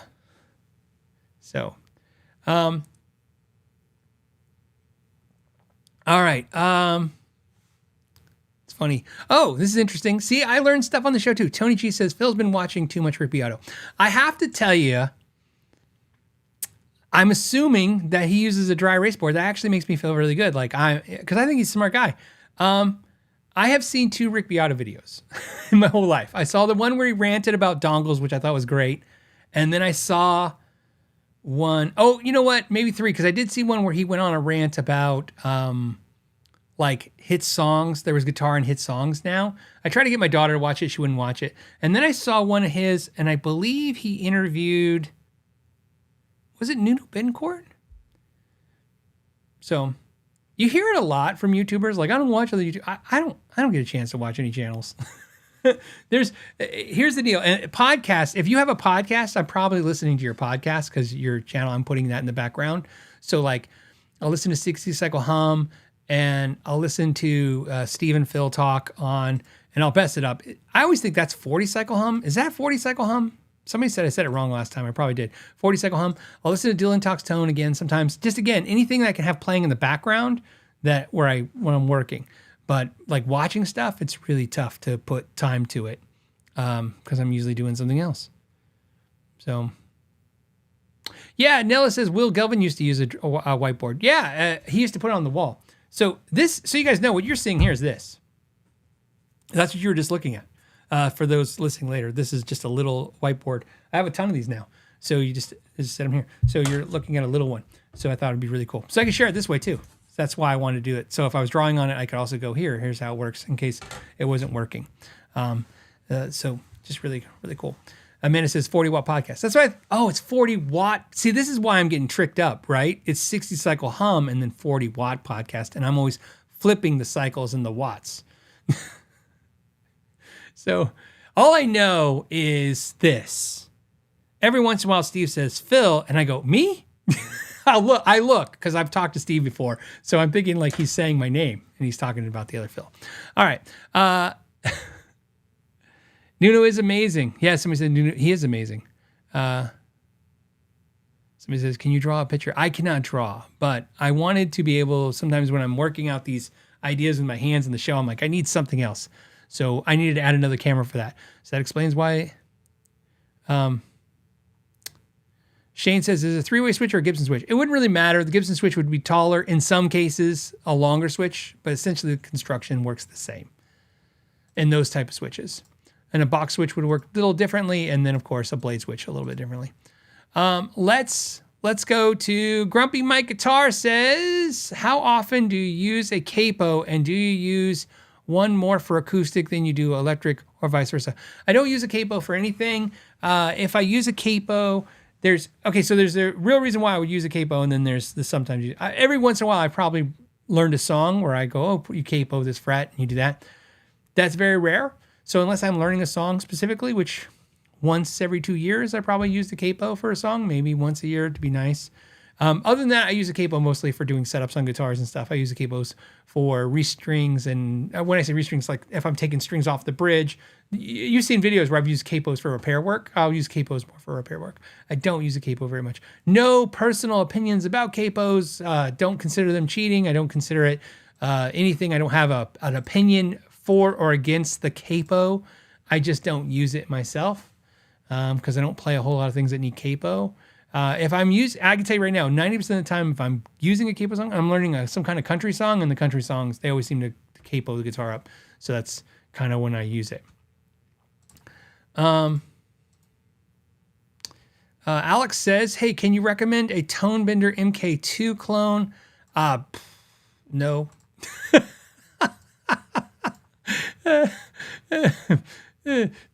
I'm sorry, I'm laughing just because I'm like, I'm going to now look up a Tone Bender clone, MK2 clone. And it says Keeley makes a fuzz bender. So I have not, I'm looking, like literally not, I mean, I don't know of any. Does Warm Audio make one? Hold on a second. Tone Bender MK2 clone, Warm Audio. Because I bet you they make a great one. Oh, is this? Yeah. I don't know if this is it. This is probably not it. Here's something. This is the Warm Audio Bender fuzz pedal. Is that so something like this for $199? I've tried Warm Audio pedals, and I really like them. They were definitely one of those pedals I thought punched them in above their grade. And then it looks like JHS has one as well. I'm just not versed in them. I haven't reviewed them. You know, the sad thing is for a short time, pedal companies reached out to me to do pedal videos, and then I would do pedal videos. And I knew about pedals, like most people know about fuzzes, and I know about delays. I mean, I know all the stuff. I'm not hip to all the, like when they retro make reissues and stuff, all the stuff, because I'm not buying them all the time. And companies don't send them anymore. I don't really get talked to by too many pedal companies anymore. So the pedal companies usually have their go-to guys on YouTube now for pedal videos. And it's not something, think of this. Wow. I haven't had a pedal company talk to me in a year. Now it could be 2 years, but it's about a year, So, so that's how little it happens. Now I know what you're thinking. Well, you've done a couple pedal videos. I have, but that's because I contacted them. But I'm talking about reaching out to me. I haven't had a pedal company reach out to me in a year. And then from that company, I probably was a year before another company like that. So it just doesn't, I don't know. It's not something I just fall on people's radars for. And then it falls off. So one thing I can tell you is nice is that, thank you guys, when you guys bring this stuff up, I am doing a pedal video right now as we speak. But I hate to say it. It's not a company came to me. It's I'm trying to finish out my 10 favorite pedals of all time video series, which I started a year ago, and I've been putting them out. And they're just pedals I've had. This particular pedal I've had for almost 20 years that I'm going to be showing you guys in the video. and why I still like it. Phil did a super chat. I appreciate that very much. And then Truffle Buffalo says, hey, sending a previous super chat that Amanda missed. She missed one. Oh, let's see if it says. It says, hey, I see. Thank you. I was asking how to price parts casters, Mexican American necks, and mix of parts. Also, another one just regarding no mentions about the tone jar in recent times. I don't always read the whole clips of everybody's comments or questions. Grumpy My Guitar, sometimes I do it and sometimes I don't. It's just however I flow. It's a habit to just try to start at the meat of the question. Is why you do it. And then when it thinks to pricing parts casters, I always think the best way to do it is take them back apart and sell them as parts if you're trying to get the most for them. Very rarely do they command enough money. Oh my goodness. So hold on. So that's my advice. Vim69 says, how does the new Brian Setzer Grestch compare to the Billy Duffy Grestch you had? I like the hot rod, the Setzer. It's my favorite Grestch because it's one knob, one switch, bare bones. It's just easy. It sounds good. To me, it's a modern, kind of look at the Grestch, because they do the hot pink and they do the purple and they do the lime gold. But Setzer does like normal colors too. He does a metallic orange and a black. And then I think he's got some other traditional colors too. But it's not that I like it better or anything. I'm just, I always loved the Setzer lime gold, and the opportunity came up, to buy that collection of guitars and get it. It makes sense. The collection video has been my absolute favorite video in a while because the comment section is outrageously awesome. So very rarely am I entertained by the comment section of a video.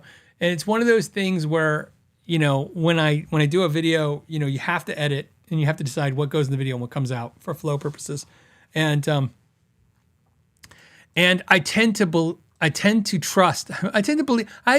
in myself. I tend to trust my instincts in videos because whenever I feel strongly about something, the video does really well. Whenever I guess what I think and what I should do, the video does not do as well. So that video, how many views it got? It got 152,000 views. So to me, anything in my world of YouTube, anytime I hit 100,000 views, that's a B, C plus B for me. That's good, right?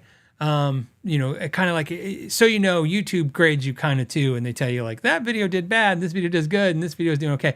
And YouTube basically tells me all the time when I do 100,000 views, it's like it did good. It's not great, it's good, but that's good for me. It's really good, and it's where I want to hit if I can. For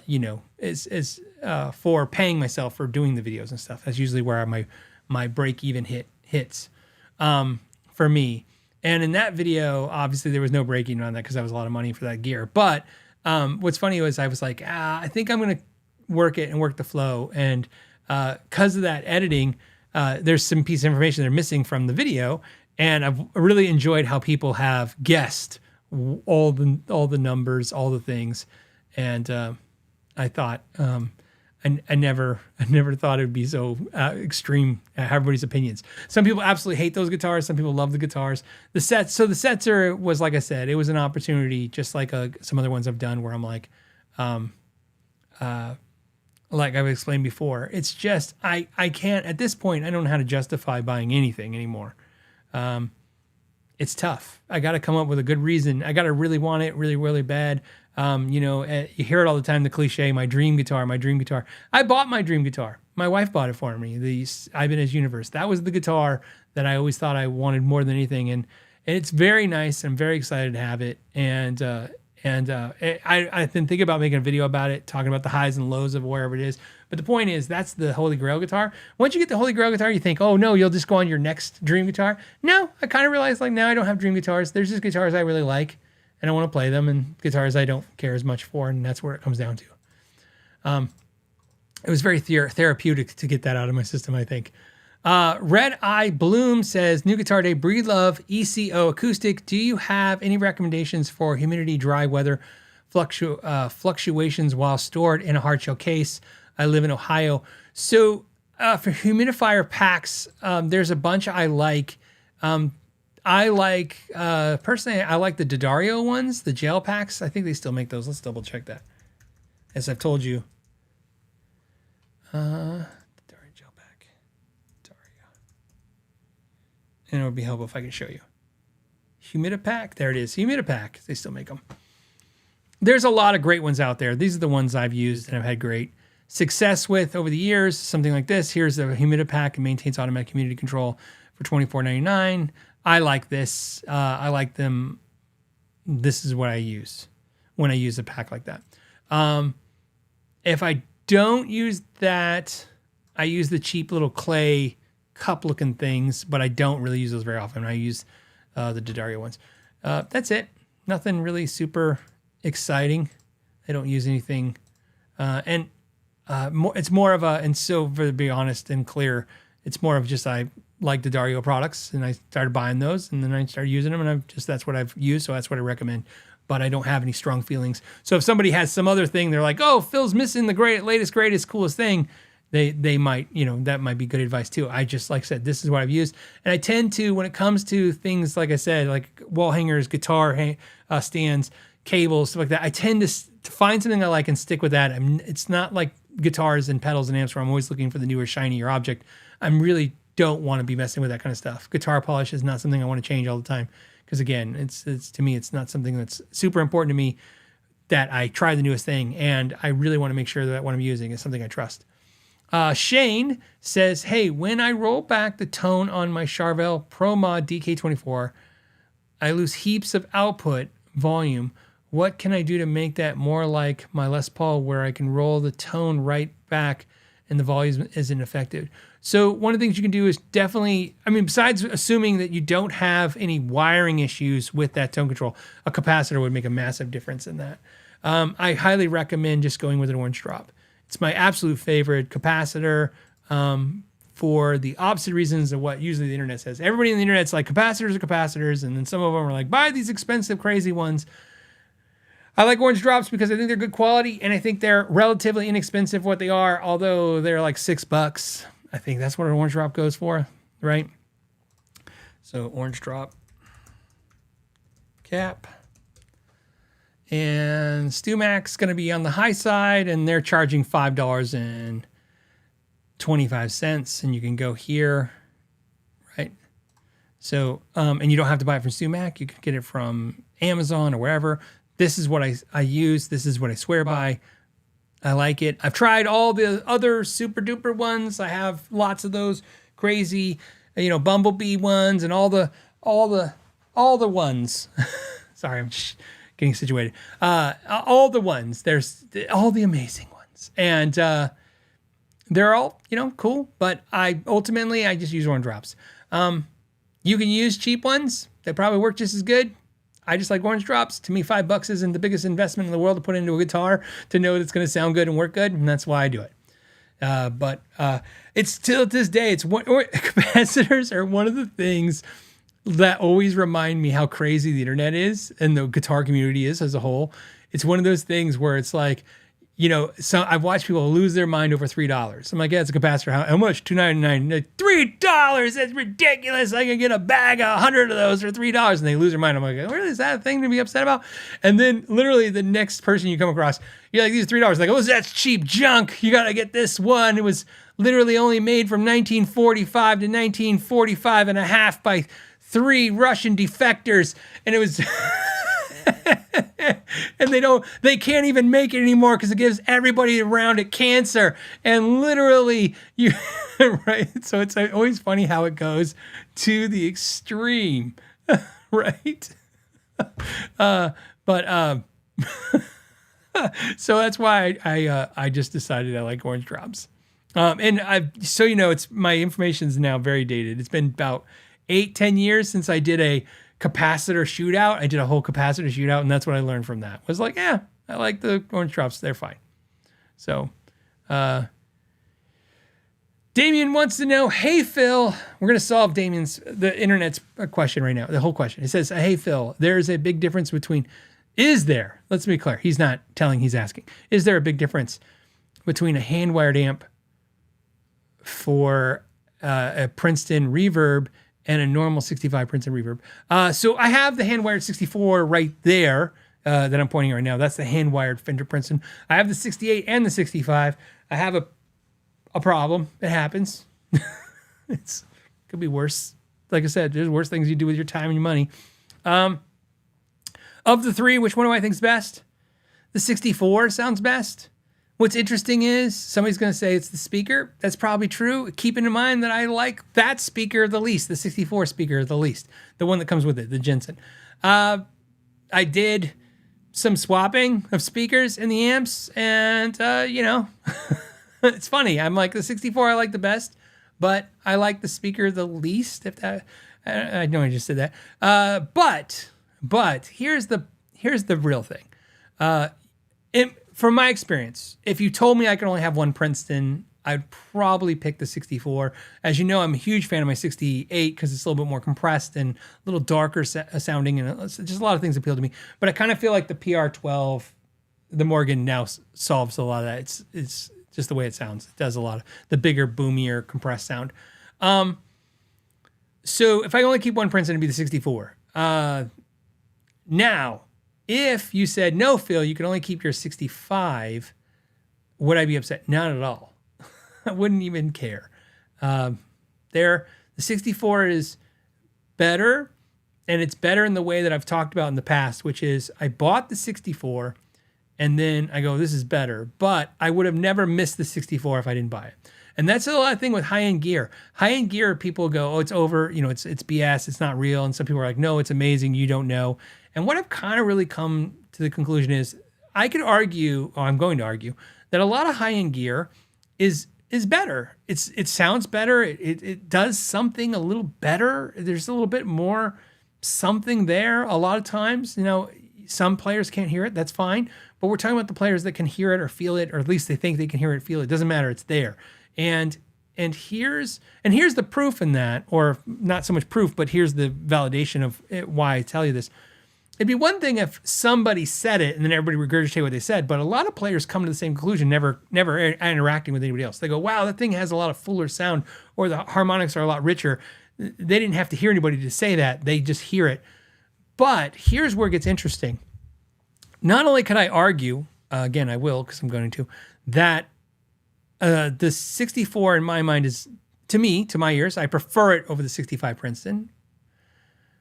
Just using those two because they're more alike than the 68.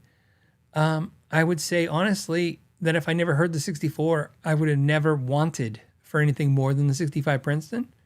And then, funny enough, I think the 65 Princeton reissue, in my opinion, sounds a little better, feels a little better. And again, better is a hard word to use. I prefer it. I like it. Whatever, it does something for me. I like to talk about the romance of sometimes of gear. Some people like to talk only about the science. The science is important to understand the romance, but the romance is still the number one thing, guys. It's like, it's got to be the romance. So the 65, I don't like as much as 64, but I'd be fine with it. But funny enough is this, I don't like the Blues Junior as much as the 65 Princeton reissue.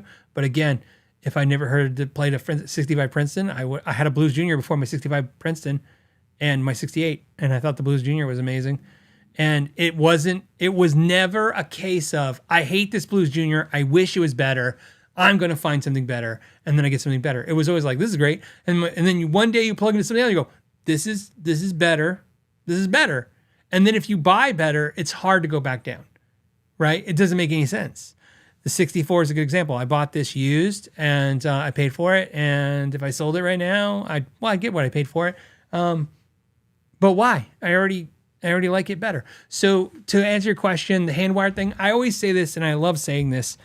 I like really good amps. Amps that I like the really good ones. And that just so happens that most good ones are tube amps. It doesn't mean tube amps are good. It just means most of the amps that I've experienced that are good, that I like, happen to be tube amps. It also happens to be that most of the amps that I really, really like happen to be hand-wired tube amps. Does an amp have to be hand-wired? Nope. It just so happens that just more of the hand-wires are really good. And that's it. It doesn't mean, again, in fact, if you take a crappy amp design and do it by hand, that doesn't mean it's going to be good all of a sudden. So, And a lot of people focus on, and again, just because I'm trying to think of the arguments you're going to hear, a lot of players focus on this like durability, life, don't get the PC board ones, they're junk. If one more guy, I don't care if you put in the comment section and do that, but I'm talking about personally tells me, oh, Phil, porcelain tube sockets. Oh, that thing only had plastic. Dude, every time I say I like an amp, somebody has to tell me about the thing that's in my amp that they don't like. And I'm like, not like the quality or not the tone, just the component that's somehow going to fill, right? And I have to tell you guys, I liken this to like car purchases, right? It's like, this happened to me. This is a true story. When I bought a Dodge truck a while back, like a big Dodge truck, literally no thought into it. This is such a bad thing to admit, embarrassing. I was driving. Oh, actually, let me back up. I had an SUV, a big SUV, and I was driving it. And then my wife and I worked at the same place because me and my wife have been around each other since pretty much since we were 13, which is really crazy, right? Friends, then dating, then marriage. But we also been coworkers, which is really strange. So I always tell people, like, we've been married for 27 years. We've been married for 27 years. But technically, I think it's like more like 50 years because if you go by hours instead of days, because we spend more hours together. But anyways, the important part is I had a big SUV. My wife kept taking it. And my wife had a little pickup truck.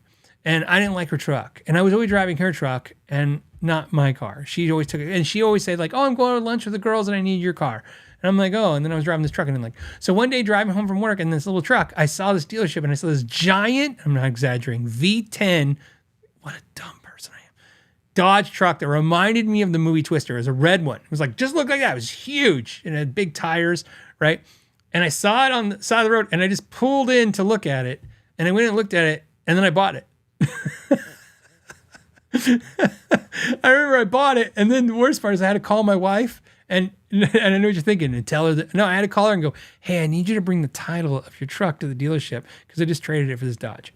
Now, I feel like I'm sorry I went on a tangent roll, but I got to tell you why this connects to amps because it's the same experience. I bought the Dodge truck and every person I know, all my dude friends that saw my truck, they were like, oh, your new truck. And I go, yeah. And they go, oh, transmissions. They're transmissions. Oh, no. And it was always about transmissions. And I'm like, oh, the transmissions are bad. And then I had a Jeep, same thing. Oh, the engines, they're bad. They always want to tell you about the bad components in your car and your truck. And I'm like, okay. And amps are the same thing. It seems to be the thing that they say. But what's funny is I don't keep cars very long. And amps, I've never had any amps break either. I've had 2 amps kind of break. And actually, that's not true. So I've had 2 amps break in my life. And both times, it wasn't me. They didn't break when I had them. Somebody else had them and they broke. So I don't know if somebody did something or if it was me. So I guess my point is I hear what you guys are saying about PC boards and durability and stuff, but I'm not taking this stuff on tour. It just sits in an office room and I use it even for videos. They don't run all day. So I'm just saying it's not something I overly concern myself about. I don't buy amps as investments. In my experience, amps are the worst thing to do with your money for guitar gear. They are horrible to ship. They break, not break in like what I was talking about, break when you ship them. They get damaged in shipping. It's so every time I get an amp, I already kind of know it's like I actually, so I buy an amp with the same attitude of buying an iPhone. It's like, this is just the thing I have to spend to get this thing. And it's just junk. So I don't know. Beavis says, people are always eager to shit on somebody's happiness. Yeah, there's Zay Frank used to call it yuck my yum. It's not that. And so, some people, I think the intention is always good. Seriously, in most of those cases, it's like, oh, they're just warning you about the, catastrophic thing. But what's funny is this, I don't fix amps. And I've warned you guys, as someone who repairs guitars, I'm going to have a little bit like an amp tech vibe where an amp tech says these amps suck. And I always remind you, yeah, they think they suck because they only see the broken ones. I only saw the broken guitars. So I have a lot of like feelings about guitars that I don't like, because I'm like, but because I always worked on them doesn't mean they were bad. Just it means those are the ones I saw the most. I don't know. Yeah, Dave TV says, once you get past the hocus pocus of a gear, you can start playing. I agree with that. But I also think, and I've always said this, I don't think they're, for me, I can't tell. I mean, there's 1,000 of you. I don't know what all you guys are doing and thinking, but I just want you to understand my thought process. I don't take my playing time and then go, oh, I'm tweaking knobs and pedals. That's what I do when I'm done, or I'm like, only play so much. Yesterday I played for 4 hours straight because it was a crazy week and I just had enough. And I just sat and played. It had nothing to do with a video or anything. I was just playing for my own enjoyment. And I decided, I even told my wife, I go, yeah, I didn't get a lot of the stuff I was supposed to get this afternoon done. I just play guitar for 4 hours. She's like, I understand. And, but then after I play guitar for 4 hours, let me just say exactly, this is not exaggeration. 4 hours of playing guitar. And then when I was done, I shut down my rig and went downstairs because it was afternoon now. And my wife's like, you want to watch this movie? We had a movie we want to watch. And she turned on the movie and I sat and looked at guitars online on my phone while I watched this movie. So I was looking at gear, but it wasn't like taking the place of anything. It was just, that's the addiction. It's like I was like playing guitar all day and now I'm going to look at guitars all night. So, let's see. Okay, let's get through the last of these super chats. Let's polish out the rest of this show. Or maybe I don't have any. Let's refresh. I do. I have Glenn. Thank you so much for the super chat. Alex says, "Hey, do you have a recommendation for a Les Paul Axis variant? I have an Edwards 59 copy that's almost perfect. My only complaint is the upper fret access." I mean, you have an Edwards. I always think of the Eclipse as being, to me, the better Les Paul. When I say better, I mean, just by design, I think it's a better design Les Paul. I like the slightly thinner body. I like the carve away. I like a lot of things about it. Of course, it's just not very traditional. And for me, a lot of times the Les Paul is about the traditional part, the look and the feel of that. But I would say if you got the Edwards, unless the Edwards is different than because some of the Edwards look exactly like Gibsons and some don't. I'd say the Access by LTD ESP are fantastic, or E2, if you so wish to go that route. I really, really like them. It's one of the few guitars I don't own, and I don't know why. I mean, I've done videos of them, but I've not found the one. So, and I'm not really actively looking, but if one came in, I can, as I told you guys, if a guitar comes in, something goes out, I could think of a couple guitars that could go out for an Access that I want. Glenn did, "Hey Phil, I'm playing a guitar with a pair of Lawler P90s. What's the best way to get rid of the hum when using just one pickup?" Well, unfortunately, they're not noiseless, so you're going to have the 60 cycle hum just because of the way it works. You could insulate the cavity, you can insulate the route where the pickup goes with some painter's tape, or not painter's tape. I'm sorry, with some shielding paint. But that's not going to do much. It's going to do very little, if anything. You can use a noise gate. That's a big part of it. I mean, that's the biggest part of it. The one thing you have to do, I did an interview with Phil X, and I asked him about that because I said, he loves P90s. And I said, "Do you use a noiseless one?" He said, "No." I said, "Do you use noise gate?" He said, "No." I said, "Well, what do you do on stage when you're playing with Bon Jovi?" And he goes, "I just turn the volume off." And he's like, just real fast. And so what I would say is you could get a noise gate pedal, but also keep in mind you get a volume pedal. It's a very effective tool, or a mute switch, but volume pedal is a very practical pedal to get. You get that volume pedal and you just noise off. The noise, you won't hear the noise when you're playing. You're only going to hear it in between when you have stops, or when stops in between songs, or if you have a piece where you're not playing for a moment when you're, so that's just my thing. I play P90s a lot. I also don't usually play enough gain to the P90s get too overly out of control. And then also you have to be very conscious of the fact that you have essentially this antenna, which is this P90. So you can't face your amp. Okay, so that's the first thing. So if you're sitting home playing with the amp, don't face the amp. That's a bad thing. Okay, you need to be. I would say if you want to make your at-home P90 life very good, get 6 feet from the amp and face away from it. That's going to be a massive difference. Because what I want you to think about is 60 cycle hum is not the thing. It's not just the answer. Okay. What I mean by that is that's like saying buzz, and then there's louder buzz and quieter buzz, right? That's the 60. So the pickup is going to buzz. How loud it is going to be It could be a low quality guitar cable. So keep in mind that could be a factor added to that. You're enhancing the problem. Does it make sense? Being close to your amp, again, enhancing the problem. Facing your amp, enhancing the problem. So I would say first, start there. Get away from the amp, don't face the amp, and make sure you're using a quality guitar cable. That's first. And notice that, and because again, if you're saying it's bothering you, you're running a lot of gain. And sometimes I've had this conversation over the years with the podcast, and then the person goes, "No, I'm just running a light overdrive," and I'm like, "Oh, well, you shouldn't be hearing a ton of noise." The other thing I can tell you is keep in mind. Again, I want you to think of the P90 as an antenna. For me personally, I'll tell you what I go through. It has nothing to do with P90s. Has to do with humbuckers will do it, single coils. Because I'm sitting right here, my computer and the lights, man, they just, I got to get away from that. So that's the other thing too. You have to get away from the sources because it's essentially I don't want to say it's a microphone but it is. It's essentially, you're just making the closer you get to the sources, the louder it gets. So today, to give you an example, today, to make my life easier for making this video, I had a huge problem. It was a massive problem. And so it was obviously I was playing a guitar with humbuckers and it has insulation in the guitar. But here's what was happening. Because I wanted the pedal board on this side of the room because I wanted to use the looper. So it was very important that I was comfortable when I was using the pedals. I put it over here to my left. Okay. And the amp is to my right over here.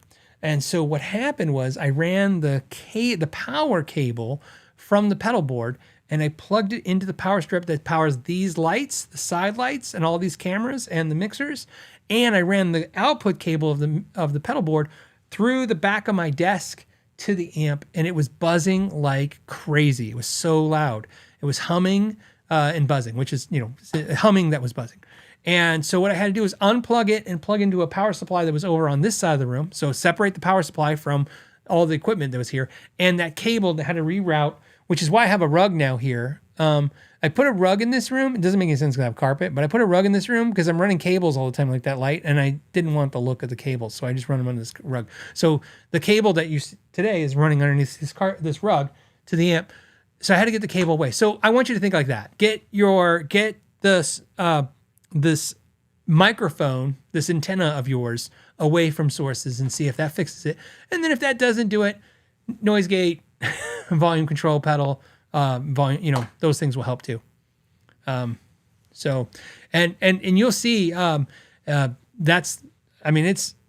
it's tough when you're doing content because I need so much lighting and so many things, and all this stuff is LED. It's all digital and everything. Digital is just even louder, all these mixers and things. So, okay, so let's do one last one. We're going to do one last one. It'll be fun. This is from Javier, and it says, what do you think of the Strandberg Endure neck? I love the Endure neck. When I say I love it, I love the concept of it. I love the idea of it. I love Ola Strandberg. I think he's just amazing and fun, and I think it's crazy that he made such a crazy thing that people like. I have an Endure neck on my Strandberg guitar. I have it with the True Temperament frets. It's very fun. It's different. Some people don't like it. That's fine. I like it, but I don't love it. And the reason I know I don't love it is because it's not the thing I play the most. It doesn't make me, when I play it, all of a sudden pick up those guitars going, this is too different. To me, it's just a different feeling thing. I like it. But that being said, I'd prefer this. That's why I play Kiesel headless, is because I'd prefer a Strandberg with a regular neck. I just prefer it that way.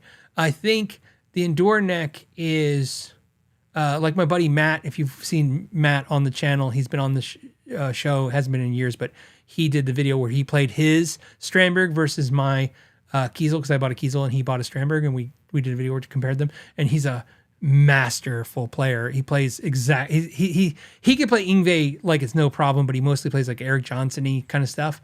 And he loves Endure necks, and he's what he mostly plays. And he plays the 8-string. He plays jazz on an 8-string Endure neck, and he loves them to the point where that's like literally almost all he plays now. And I think that's what I learned from it was, if you can play like that, you should have that neck. But for me to do, some open chords and then pentatonics, which I absolutely love to play, This is the best way to end the show. I wish I wanted and more. You know, I have a buddy that no matter wherever we go, he only eats 3 things, and he's thin, which drives me nuts. He's skinny as a rail, and he only eats 3 things, like hamburgers, pizza, right, and like I don't even know what the third thing is. I want to say bologna cheese or bologna cheese. It's not even that. It's like 3. He just eats the basic boring foods. So if you take him to I think he eats steaks. So if you take him to a sushi place, he's gonna like, do they serve hamburgers there? And then he gets a hamburger. And it's so boring, but he's so blissfully happy, right? He just loves it. And so the reason I say that is that's how I feel about the music I play. I feel like I play stuff and people go, oh, why don't you play this? Why don't you do that? And I go, I learned it and then I forgot it because I never used it. Some guitar playing for me, I used to play, if I show old videos of me, I used to play way more technical than I do now. Way, way more technical back 20 years ago.